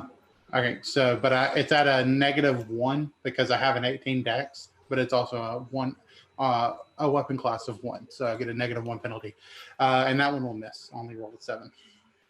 Okay. Perfect. Yeah, you hit this thing with the flame blade, and it takes a decent chunk out of it. I mean, it's still pretty hurt. I mean, it's still pretty strong, but it's hurt now. Okay, movement happens. Brickhill, you run to the corner. You see all that's going on. Panesta, you run. You see Brickhill, basically. You see the back of Brickhill that she's running up the other way. Now the creature will get to go. All right, it's going to take us 2 swings at a fearless thief. Oh, 4. That misses. Ooh, 10. I think a 10 might hit you. This thing's pretty tough. That is AC 3. That will hit me. God, you are the luckiest person. 2 points of damage. Oh. Yep. Really Yeah, it swings at you. Yeah. Shoo cuts into you for 2 points. Breakhill, if you want to charge it, you can. You can do a Yeah, charge. she's got that +1 scimitar out, knowing that it's going to take something like that. So she charges from the back of it, to try to help. Honest. Armor class 0. Oh, nice. That hits. Ooh, good damage. 9 with the +1 nice. scimitar. It's very hurt. Very, very hurt. You can see big chunks. It's cut. You actually see that it's hollow, and there's like this kind of like putrid gas spewing out of it. Not that it doesn't, like, you're not getting sick from it or anything, but you can almost smell this like oily gas coming out as it's kind of like sliced open. Let me just see, by the way, what the vines are doing in the other room. Oh, actually, hold on. Okay, that misses. This is 2 more vines. Nope, the other 2 vines miss. Vine wrapped around the victim. I was trying to see what the deal is with the vines. How you get out of it. I guess somebody has to cut you out of it. I guess it could probably cut itself out of it, so it will just attack the vine. Which it hits. 5 points of damage. Okay. Yeah, it's fighting its way out of the vines. I mean, you obviously don't know what's going on. Oh, but that one did hit it, so... oh, no. 3 rounds. I mean, it can't really choke. I'm just going to have it do damage. Okay. Nice. All right, back around to the next round. What does Brickhill want to do? You're facing off against this thing with... Yeah, she's going to friend continue to, seeing that it damaged it pretty good, she's going to try to strike it again, she hopes. Okay. How? Oh, did you run, Honest, by the way? You said you might run in the second phase. Second phase... But now the Brighill's here. Did you run? No, I'll stay and help Brickhill. We'll take it together. Yeah, sorry, because you had said that at first, but then Brickhill ran up, so I just kind of, once again, I assumed I shouldn't do that. Panesta. Where am I exactly on the map now? After moving You twice? are exactly on the map. Well, you could either be here, because you saw Brickhill run up, so if you assume what's going on, you could have run to there, or you could be like here, if you had decided to run diagonal to exactly where Brickhill was. Oh, no, the first one. Okay, yeah, so you're basically... Yeah, you could charge in if you want. You could move and then attack. I still have another round on my flame blade, so I will try to attack him with it. Yes, you do. You have only one... Right, so that's the end of the flame blade that she just picked up, right? But this round is... Right, well, it depends on the caster level of whoever casts it. It's 1 round per caster level. Yeah, so, well, he's level 5. You did the same round, right? Didn't you cast the same round he did? Because I thought I had one more left on mine, but I thought you cast it 1 round later. I think I cast it 1 round after he did, because remember I said I... Oh, okay, all right. Yeah, that's right. Right, so actually at the beginning of this round, sucks. I did manage to hit him before, though, right? Yeah. It happened at the beginning of this round. Panesta has 1 more round. You like, yeah.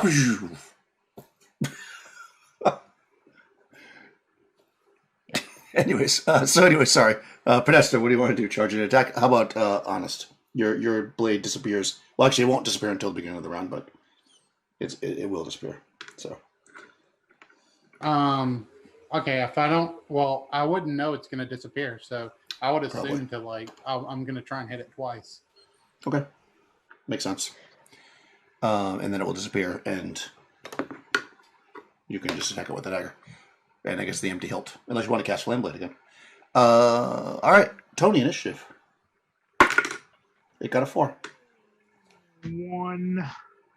Okay. Ugh. Okay. It's going to either attack Brickhild or Honest. Let's see. Even will be Brickhild. Odd will be Honest. Even is going to Brickhild. All right. You did pick a good chunk out of it. Ooh, that's going to hit.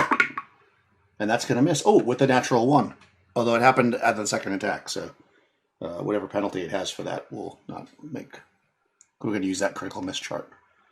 But first it's going to do damage, which could be bad. 3 points. 3, okay. Yep. And then I'll let you roll it for the thing. Tony, roll a d12. See what D12. happens to this thing. Yeah. Go for a high. Ooh, a 12. Hits self. Nice. All right, it hits itself. Oh my god, for 10 points of damage. Oh my gosh. Wow. Okay, it doesn't kill it, but it's very hurt now. Okay, that's pretty awesome. Yeah. So I imagine it swings at Brickhild, hits it, goes to swing again, and just like cuts its own arm off. And it staggers back. Wow, that was... Well, okay. There you go. Oh, I'm just going to do the plants in the other room, too. Okay, see if they get it again. Okay, no. Nope, all right, they're not doing any more to that thing at the other room. But it's very hurt. All right, so now we're back on to you guys. Melee happens first, so Brickhild. Yeah, Brickhill sees the thing injure itself, and she starts laughing as she takes that +1 scimitar, is going to try to swing it twice now on her 2 attacks and try to hit Nice. them. Oh yeah, let's see, both of them armor class -1 and negative whatever on the next one. I rolled 19 on it. So Oh, nice. one of them will do 4 points of damage, and the other Nice. one will do 6. So 10. Oh, hell yeah. total. Yeah, go ahead. Tell me how you destroy this thing. Nice. Oh yeah, Brickhill, after it strikes into her and doesn't do much damage, and then it hits itself, she just starts laughing and looks towards Honest, and she goes, "I owe you one." And she just shoo, as fast as you can with that +1 scimitar as the oil, whatever's leaking out of it, and falls to the ground. And she goes, "I believe you call that even now." Nice. Well, I'm going to have to do you more favors in the future, she says, as she kind of like just falls to the ground, like just kind of like catching her breath. Yeah. So you charge up or whatever, Podesta, if you want. Or I guess you could change your action if you want at that point. Because you can still see the creature. It's there. It's not dead. It is still entangled. Yeah, Brickhill would ask Vanessa, what about the other one? Is the vines taking it over? It's entangled, but it's still alive. And it's We just must trying to be- cut it. Oh my It's trying to God. cut itself out. It just rolled a natural 1. Nikki, roll a d12 to see what happens. All right. Alrighty. Oh my God. Oh my god, a 12. Oh wow. What is going on here? Oh my God, that's too funny. Uh-oh, I just threw my die. Okay. I Oh, wish I had the camera on. I could show you. It's a 12. well, I believe you. I wouldn't know if you make that up. All right, 7 points. The 10 points was hilarious. Okay, it's not dead, but it's swinging at, trying to, and it cuts itself in the leg. It's just barely up. We must finish this thing. Yeah, let's do it. All right. Yeah, let's it's- do it. So I'm going after It's basically trapped, so I'm just going to say that if you run up on it, you can definitely attack it first because it doesn't have a longer weapon than you per se. But of course, it'll get an attack on you after if you don't kill it. So go ahead, whoever's charging up there. Brickhill, I yeah, guess. Brickhill's definitely charging it. Yep, go for it. Ooh, yeah, number 19 on the die, but oh man, minimal damage. 4. 1 Four's plus enough, 3 for actually. 4 damage. Four's Oh, my is bad. it? Yeah. Imposing. Yeah. Yeah, Yeah, you run up Brickhill and Brickhill's probably in that pissed off mood by now, so she just runs up there and just slices into it, trying to avoid those vines, and probably hits it in some vital spot. And she looks back towards Finesta and goes, "Well, you were right. It was entangled." nice. Yeah, so those two things are down. The vines, of course, are starting to. You'll probably have to like step back because they're starting to reach out. You of course don't know how long their reach is, but they're not tremendously fast. So if you just kind of back away from them, that's fine. Your flame blade's out now, of course, at this point. Yeah. Yeah, that was a hair-raising fight. Then you hear a booming voice. Oh, that wasn't bad. I mean, I would have killed them faster than that with my beautiful warhammer. And he starts rubbing it. Notice that it's shaped like a bull or whatever. Rush's gonna kill me.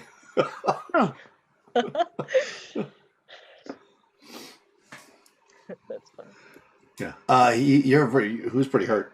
Because he's got 2 heals. Brickhill's pretty hurt, I think. Yeah, you got whacked. I'm down to about bloodied. How about honest? Yeah, I'm about bloody too, but I would rather Brickhill get heals than me. I Well, don't you have can each much get HP healed. anyway. All right, so I'll take a light. I'll take a light because All I right. don't have much HP. All right, a light for honest for 5, Nice. and a down. That's 5 more, and 6, 11 for Brickhill. Oh yeah, I put her 1 under max. Okay. Yeah. Yeah, so he comes out and he does that. He says, Ugh. it's good to watch you work. You are decent warriors. That's why I keep you around. Yes, just continue polishing your armor. We'll be fine. Yes, yes.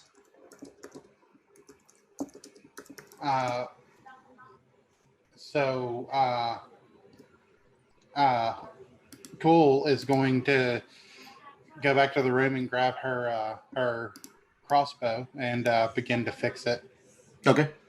and load and reload it. When you feel better there, I believe we've stopped the protectors of the doors. I guess we should look behind the doors when you get your weapon working there. Yes, I agree. Maybe this time you can open the door and I'll be ready to shoot anything that's on the other side. Yes, you just let me know when you're ready and I will open the door. Brickhilled, I will immortalize you in song. You mighty warrior, you. Well, you can also think honest. She did not back down from that large thing. She was taking it one-on-one too. Oh, so you're still singing. I'm really glad to hear that. Always loved to be enamored by your lovely voice. Well, thank you. I will never stop singing. Singing is Have what not. I do. But I hate to say this because they were our friends, but we should probably see what kind of equipment the Pix had. Oh God, what are we gonna do about the wolf? Yeah, that's true. Maybe you can sing it a lullaby. Say I could That poor I could druid. mesmerize it, but that wouldn't Yeah. last very long. Sing a lullaby there, He's Vanessa. gotta get it outside. Yeah. Yeah, it's the druid is dead, unfortunately. Right now, it probably doesn't know yet, so it's still sitting by the front door. I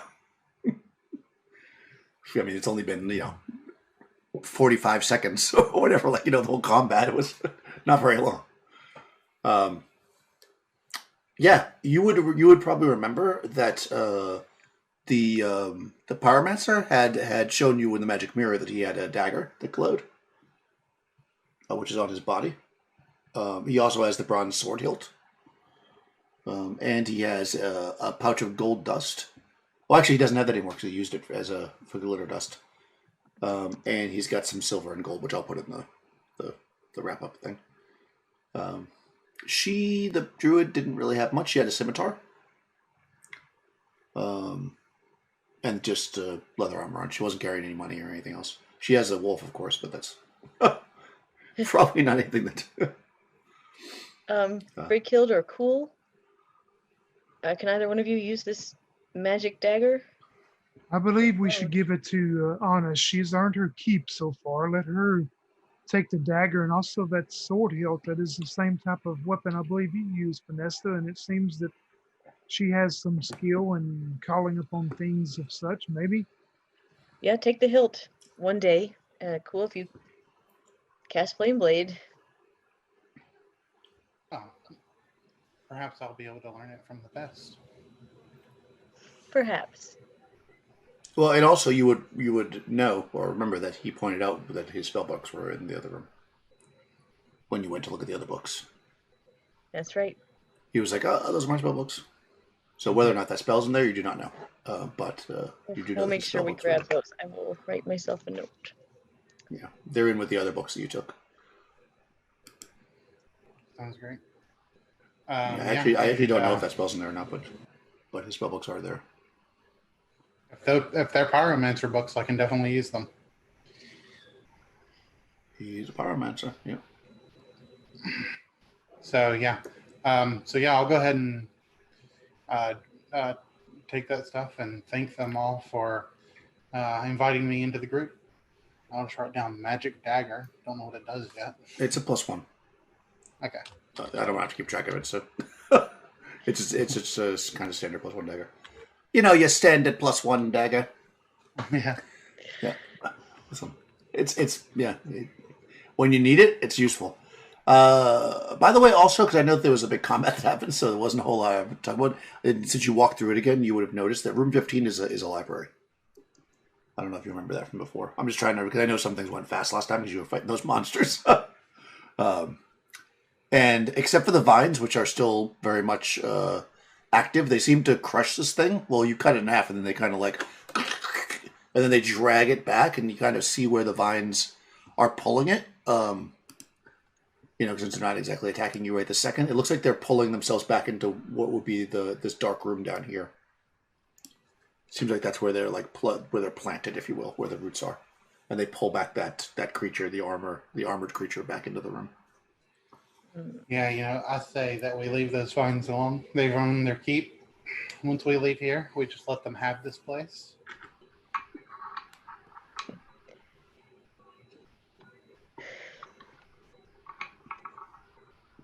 I'm not going to go mess with them, personally. I've already... Yes. There's been a lot of choking out in this this particular adventure so far. Maybe eventually, if we can figure out a way to deal with them, we can see what they're doing in that room, but I'm not going to go mess with them right this second myself. So. No, I'm that's ready. fair. I will open this doorway if you're ready, Honest.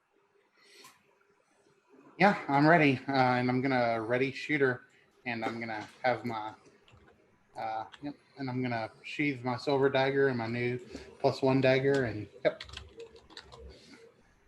And I will have my boomerang ready. Just in The case. old boomerang. The old boomerang. You can actually ready shooter with a boomerang as well. Can you? Yeah, I think You can ready shooter with like any kind of throwable weapon or missile weapon. Oh, I did not realize that. I thought it was only crossbows and bows. That's actually very useful. Okay, perfect. Let me find what that is. That's 14. What is through these doors? What kind of magical treasures to delight the senses?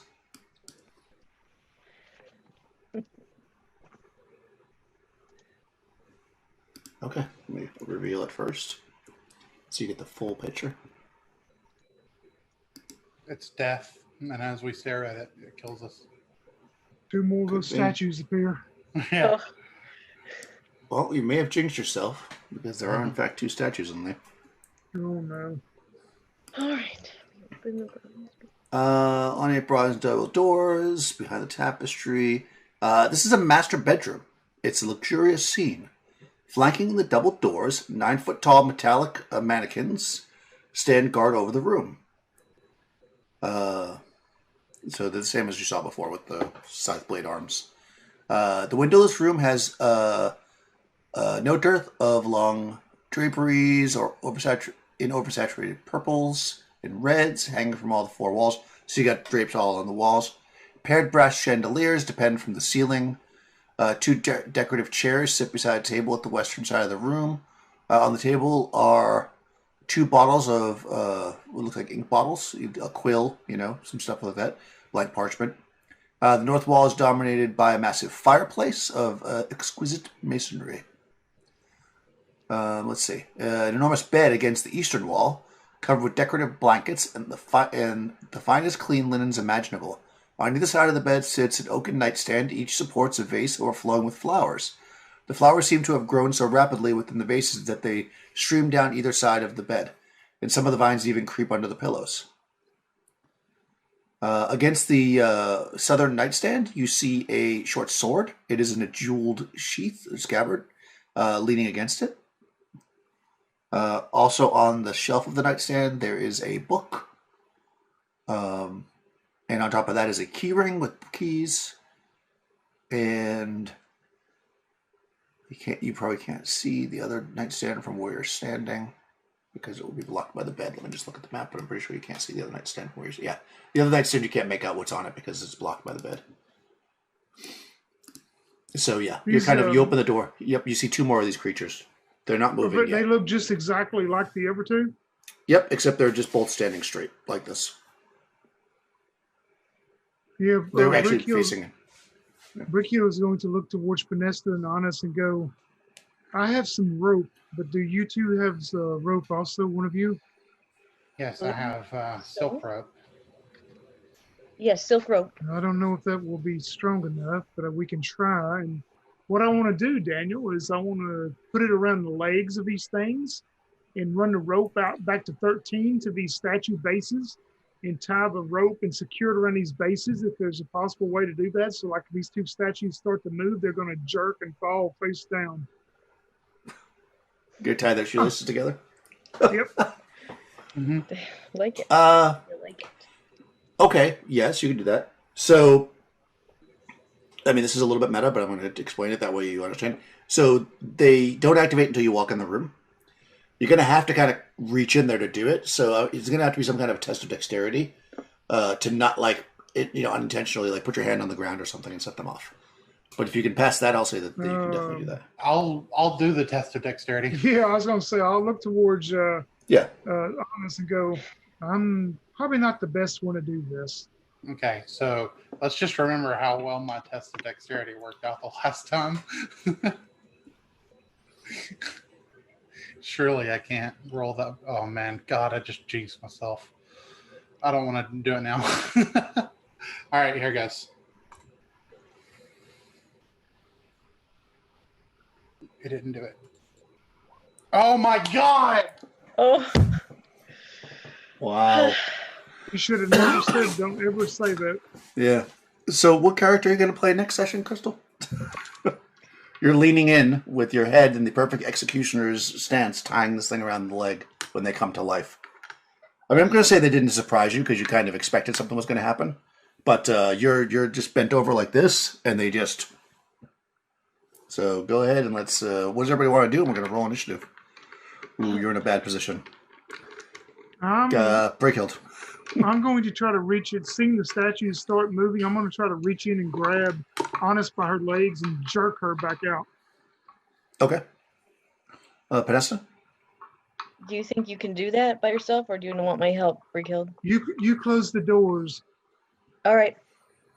That's what I'll do. You jerk her out, and I'll shut the doors. All right. Honest. I'm getting jerked out. Okay. And I Roughly guess you're not getting going to jerked out. yeah, I guess you're not resisting. Okay. Well, Crystal, since it's on you, I'm just going to have you roll initiative. Because you are certainly being the one's going to be attacked. Now rolling number 6. Come on. Yeah, no, I rolled a 2 this time. Of course Oh my I did. god, I just threw my die across the room. Oh my It was god. a 1. Alright, It was a 1. It was a 1. I'll just roll it and roll. I'll just roll it and roll 20. I don't even know how to do it. There you go. Oh, come 5. All right. I hate that I lost my dice though. All right, so it's gonna. Unfortunately, this is not gonna be good. Oh boy. It's just one of them that's attacking her, though? There's 2. Oh. Yeah. I mean, they're on either side of the door. Okay, first roll 3, miss. Oh. 16. That's gonna hit you. I'll just do one at a time because. Okay, 2 points of damage. Wow, you luck out so well with the damage. Yeah, well, don't jinx 14. me. That's gonna hit you. Mm. Oh, yeah, I jinxed you. 9. That's 11 total. There's still one more attack. 10, which is also going to hit you. Only 4, though. A -3. Okay, but you're not dead. So, yeah, these things just... And Brighild yanks you out. Make a test of strength, Brighild. Oh, man. I hope I ain't jinxed myself. Crap. I got a 3 out of 6, and I rolled a 4. Oh, okay. Yeah. You pull her out, but I'm going to say it was too slow to get the doors closed, basically. Okay. And she goes down, which means the doors are open.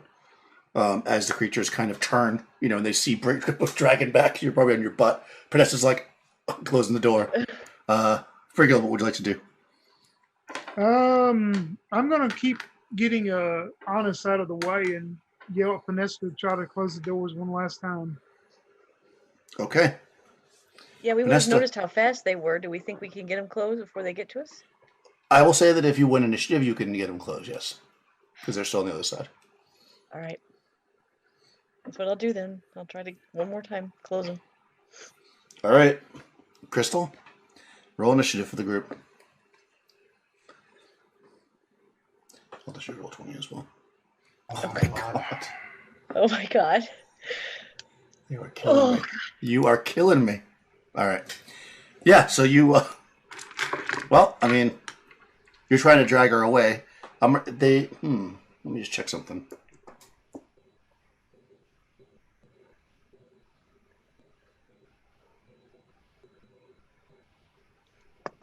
Oh, no. Okay, no. It says animate killing with deadly precision. Okay, yeah, they're gonna move out. Yeah, they swing towards the door. They're gonna take a swing at Podesta trying to close the door. I'm gonna say Brighill's too far away because if you're dragging somebody, you're probably too far away. All right, here we go. 6. That's gonna miss you. Oh, okay. Well, then what's your AC? They actually have a really good high 2 hit. AC is 5. Okay, 6. Nope, that misses you. So they actually need an 8 to hit you. All right, so they missed twice. Oh my god. 20. Oh boy. And I'm just gonna roll the other one. Oh, and then 6 again. They rolled 3 6s. Well, 666. You just goes to show you. 666, and then a D20, then a 20. So they got the crit. So they only hit you once, but it's a crit. And he rolls a 2. He's a monster. So 2 is plus 2 damage. All right. Thankfully, 10 points total. 10? Okay. That's okay, because I've gotten healed by ult hands. Or not. No, That is true. Yeah. And I wasn't hit that much, so I'm okay. Okay, yeah. So this thing sliced. They both, it's a small door. Well, it's a big door, but they both kind of slice out at you as you're there. You're trying to close the door. You do not believe that you can close the door with them there now. Okay. Yeah. Well, you could do it, but you'd have to make a test of strength. An extraordinary feat of strength, I should say, because they're both in the doorway. So, I mean, you could try, but that's a pretty hard thing, I think, unless you have really high strength. No.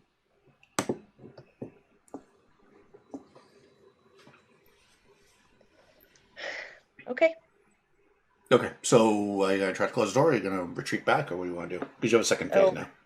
Oh, you say you don't think I can, and I don't have a very good strength, so... You would have to make an extraordinary test of strength, because they're both there, so you're literally having to push them both back. Yeah, you could, but you have a second phase. You could retreat if you want, or you could just stand there if you're going to fight them. It's up to you. Yeah, if Brighill has a good hold on Cool, her body, I guess, I would retreat away from them. All right, where are you dragging Cool back to? My plan is after I drag her enough that I'm going to reach down and grab her and throw her over my shoulder. I hope, and I'm Yeah. going back this way to this deal, and I want to Yeah. go back to room 5, and Okay. where we can close and secure these doors. And Yep. I'm gonna holler. Okay. I'm gonna holler at Altan to have those doors open for us. Okay, yeah, you can do that for sure. All right, perfect. I'll follow Brighild. I'll follow Brighild in my retreat. So. Altan is the best door opener. He is definitely the best. All right, roll initiative there, Crystal. You want to win it for sure. Ooh, 2. 4. Oh, all right. Yeah, so you're able to do that. Professor starts running. Brighild, you were just the way you grab Cool. You were -3, so you weren't bleeding out, actually, which is good. Over your shoulder, and you get to those doors. Altan's got them open, of course, because he's the best at opening doors. And he slams them shut behind you. And you're in room 5. It didn't... You wait, you pause. You don't hear them. It doesn't appear that they're following you, or else they're very quiet. Okay. Alrighty. Altan, is there anything you can do for her? I think Altan's out. He used all his spells. Yeah, he did. Did he? Yeah. Yep. Unless he has a high wisdom. I don't What remember if he about, had a high wisdom or not. What about Maybe he bandages? does. They don't do anything, do they? Or do they? Well, you'll need to put them on her so she doesn't bleed out. But that's, yeah. You can splash. do Basically, up to -3, you can basically like splash water on her face. And then she'll wake up. But she won't be able to do anything but walk at half speed until she gets healed. Luckily, you have magical healing, so she'll be back tomorrow. But she's basically out of it for the day. Unless you get magical healing. Which I don't think... You know what? Because I'm the nicest GM in the world, I'm going to assume that Altan has a 15 in wisdom. And I'm going to give you one more heal, because I am the nicest GM. And if he doesn't, then I'm going to just give you all damage next time. So, Altan reaches down and he says, "This one again? She couldn't even polish my armor properly." Oh, and he owes you for 6 points, Crystal. Is that from negative or? It's from negative, yeah, because you were negative, so you come up to 3 points. All right. Yeah. Okay. Well, she's at least awake. Yep. He says, "May the power of you day restore you," and he pushes you on the forehead. Yeah. She kind of like wakes up and like, huh? I'm like, did I trip again? What is wrong with me? Yes, it was a close call this time. We should stay here and rest. There's those creatures. I don't know if they are on the other side of the doors or if they stayed in that room. Yeah. Well, sounds good to me. I'm really not up to going anywhere. But I tell you what, she's gonna take out that. She has a flask of oil in her backpack. She's gonna make herself a Molotov. Okay. You start to do that. Panessa, you feel something wet on your hand. And you turn, and there's a big wolf, like, pushing his nose Oh. and licking your hand. Oh. Oh, hello, Thorn. And I'll pet Kind of him. looks at you. Yeah. Sticks his tongue out. I will, good boy. Girl? I can't tell. I don't know what it is. Good dog. Good wolf. You're not a dog. I won't insult you that way. Good wolf. Yeah. Yeah, he seems very friendly. And, he's, like, sniffing around you, and maybe you scratch him or whatever. He, Yeah, seems I'd give pretty him, content. if I had a ration in my pack, jerky or whatever, I'd give him a treat. Oh, yeah, well, they like that. Yep. Yeah, so far, the wolf is pretty friendly. Being that I rolled an 11 on the reaction. Well, Okay, 10 and you're +1, right? Yeah. I take my hands and scritch his ears. You know how you do. Yeah. Dogs. Yeah. But yeah, so you are I mean, you're not getting a wolf companion, so Oh no, I'm just don't get your hopes dog. up. No, I'm just messing with you. No, no. Oh No, man, I thought we was gonna have a party pet. I mean, maybe you never know. I mean, you got an 11, which is agreeable, willing, and helpful. So Okay. as long as you treat it well, it'll be fine. For now, maybe I don't know. We'll see how it works out. How nice I am. It is nice to have a wolf. Well, I just don't want him to kill us. He doesn't have to be our companion. Right. I just don't want Well, him to kill exactly. Yeah. As of right now, the wolf is very content. Okay, good. Yeah. So yeah, they don't seem to be following you. These things. You're gonna just hang out in this area. Well, we're in no shape to see if they're out there. I mean, This is true.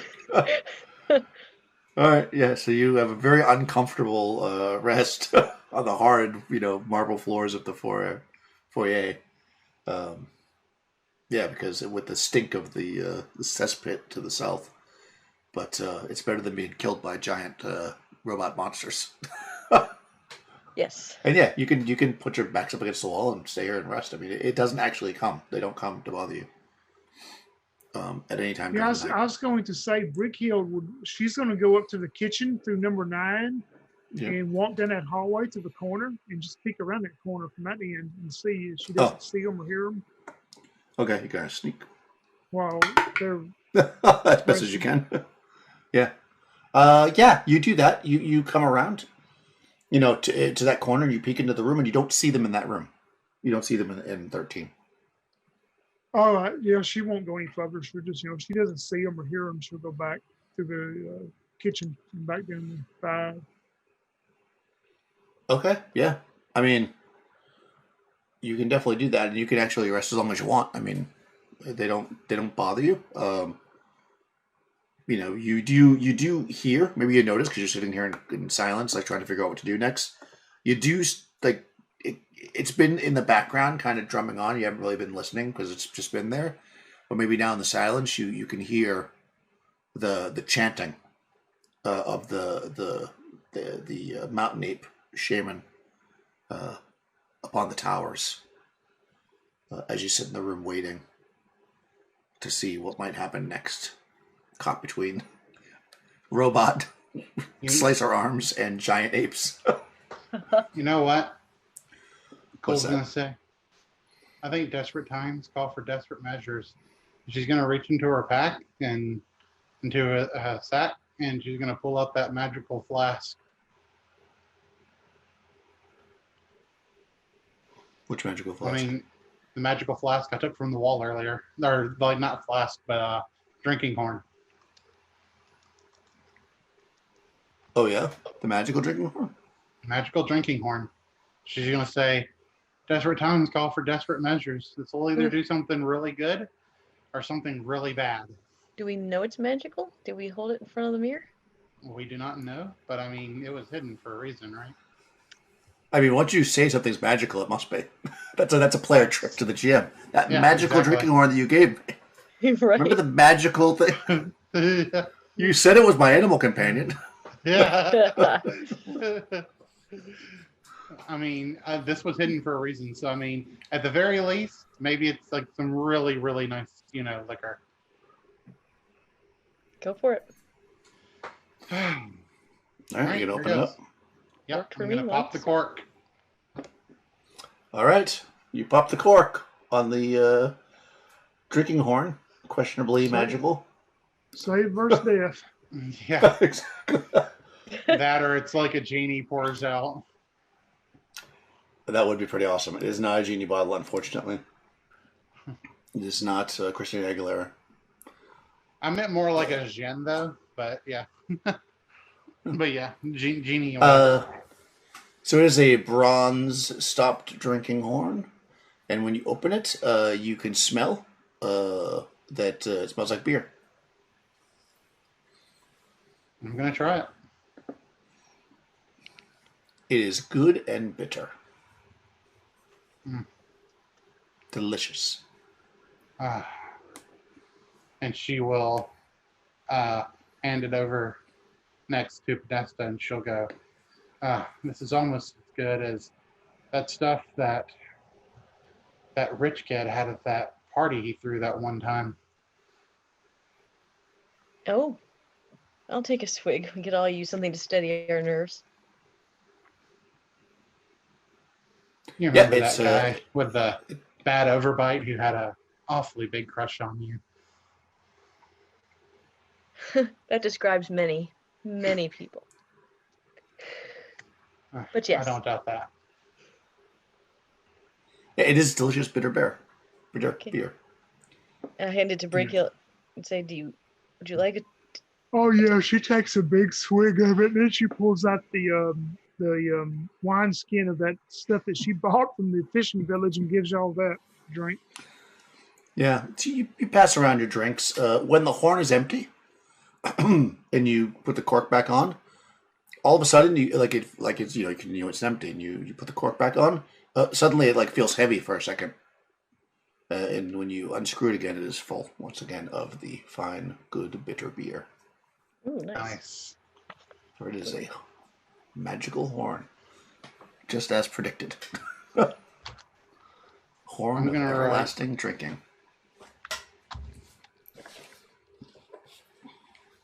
Nice. Very nice. Lasting. Oh, I do have another question, Daniel, and I probably would not have been able to see this from here, but I'll leave it up to you. When I got down to that corner of 9A, when I went that way, would I have been able to see if the doors to 14, were they closed back, or were they still facing open? Would I have seen them open, or could I tell? Or did the statues close them back when they went back in 14? Yeah, it would be hard to tell because the tapestry, go make a test of wisdom. Hey, that's one of my best deals. Hey. I did like Crystal. I shouldn't have jinxed myself. I rolled a 6. So I failed. Yeah, it was hard to say. It was you're uncertain. Maybe it was you would have to go just a little bit too far to see that, and probably wasn't worth it. Being by yourself at that point. Yeah, she won't even mention that to Finesse and them. She'll just, all I could see is that they were not in that room where the first 2 statues were, and I did not hear her moving around. I believe they went back into that bedroom we found them in, but I don't know if the doors are open, closed, or if they await somewhere else. But I say we just stay here and rethink our strategy, because they are very tough, as we have found out. Indeed. That is the truth. And actually, this might be a good place to leave it, right? We can strategize and come back next time. That was pretty awesome, guys. Just to maybe you should do it now so you don't forget. You can do a heal, not a heal, but a gain a hit die because overnight rest. Because you're not going to get attacked tonight. And just so you have that there. I needed 1 point. That's what I rolled, a 1. Well, there you go. I needed much more, and I rolled a 2. So it happens. But Ulton, maybe you will be able to heal me in the morning. So yeah, you should be able to do it in the morning. Well, we'll see if Rush wants to do that. Yeah, I'm much more generous Ulton than Rush is, maybe. No, I wouldn't say that. All right, guys, that was really good, and we will cut it there.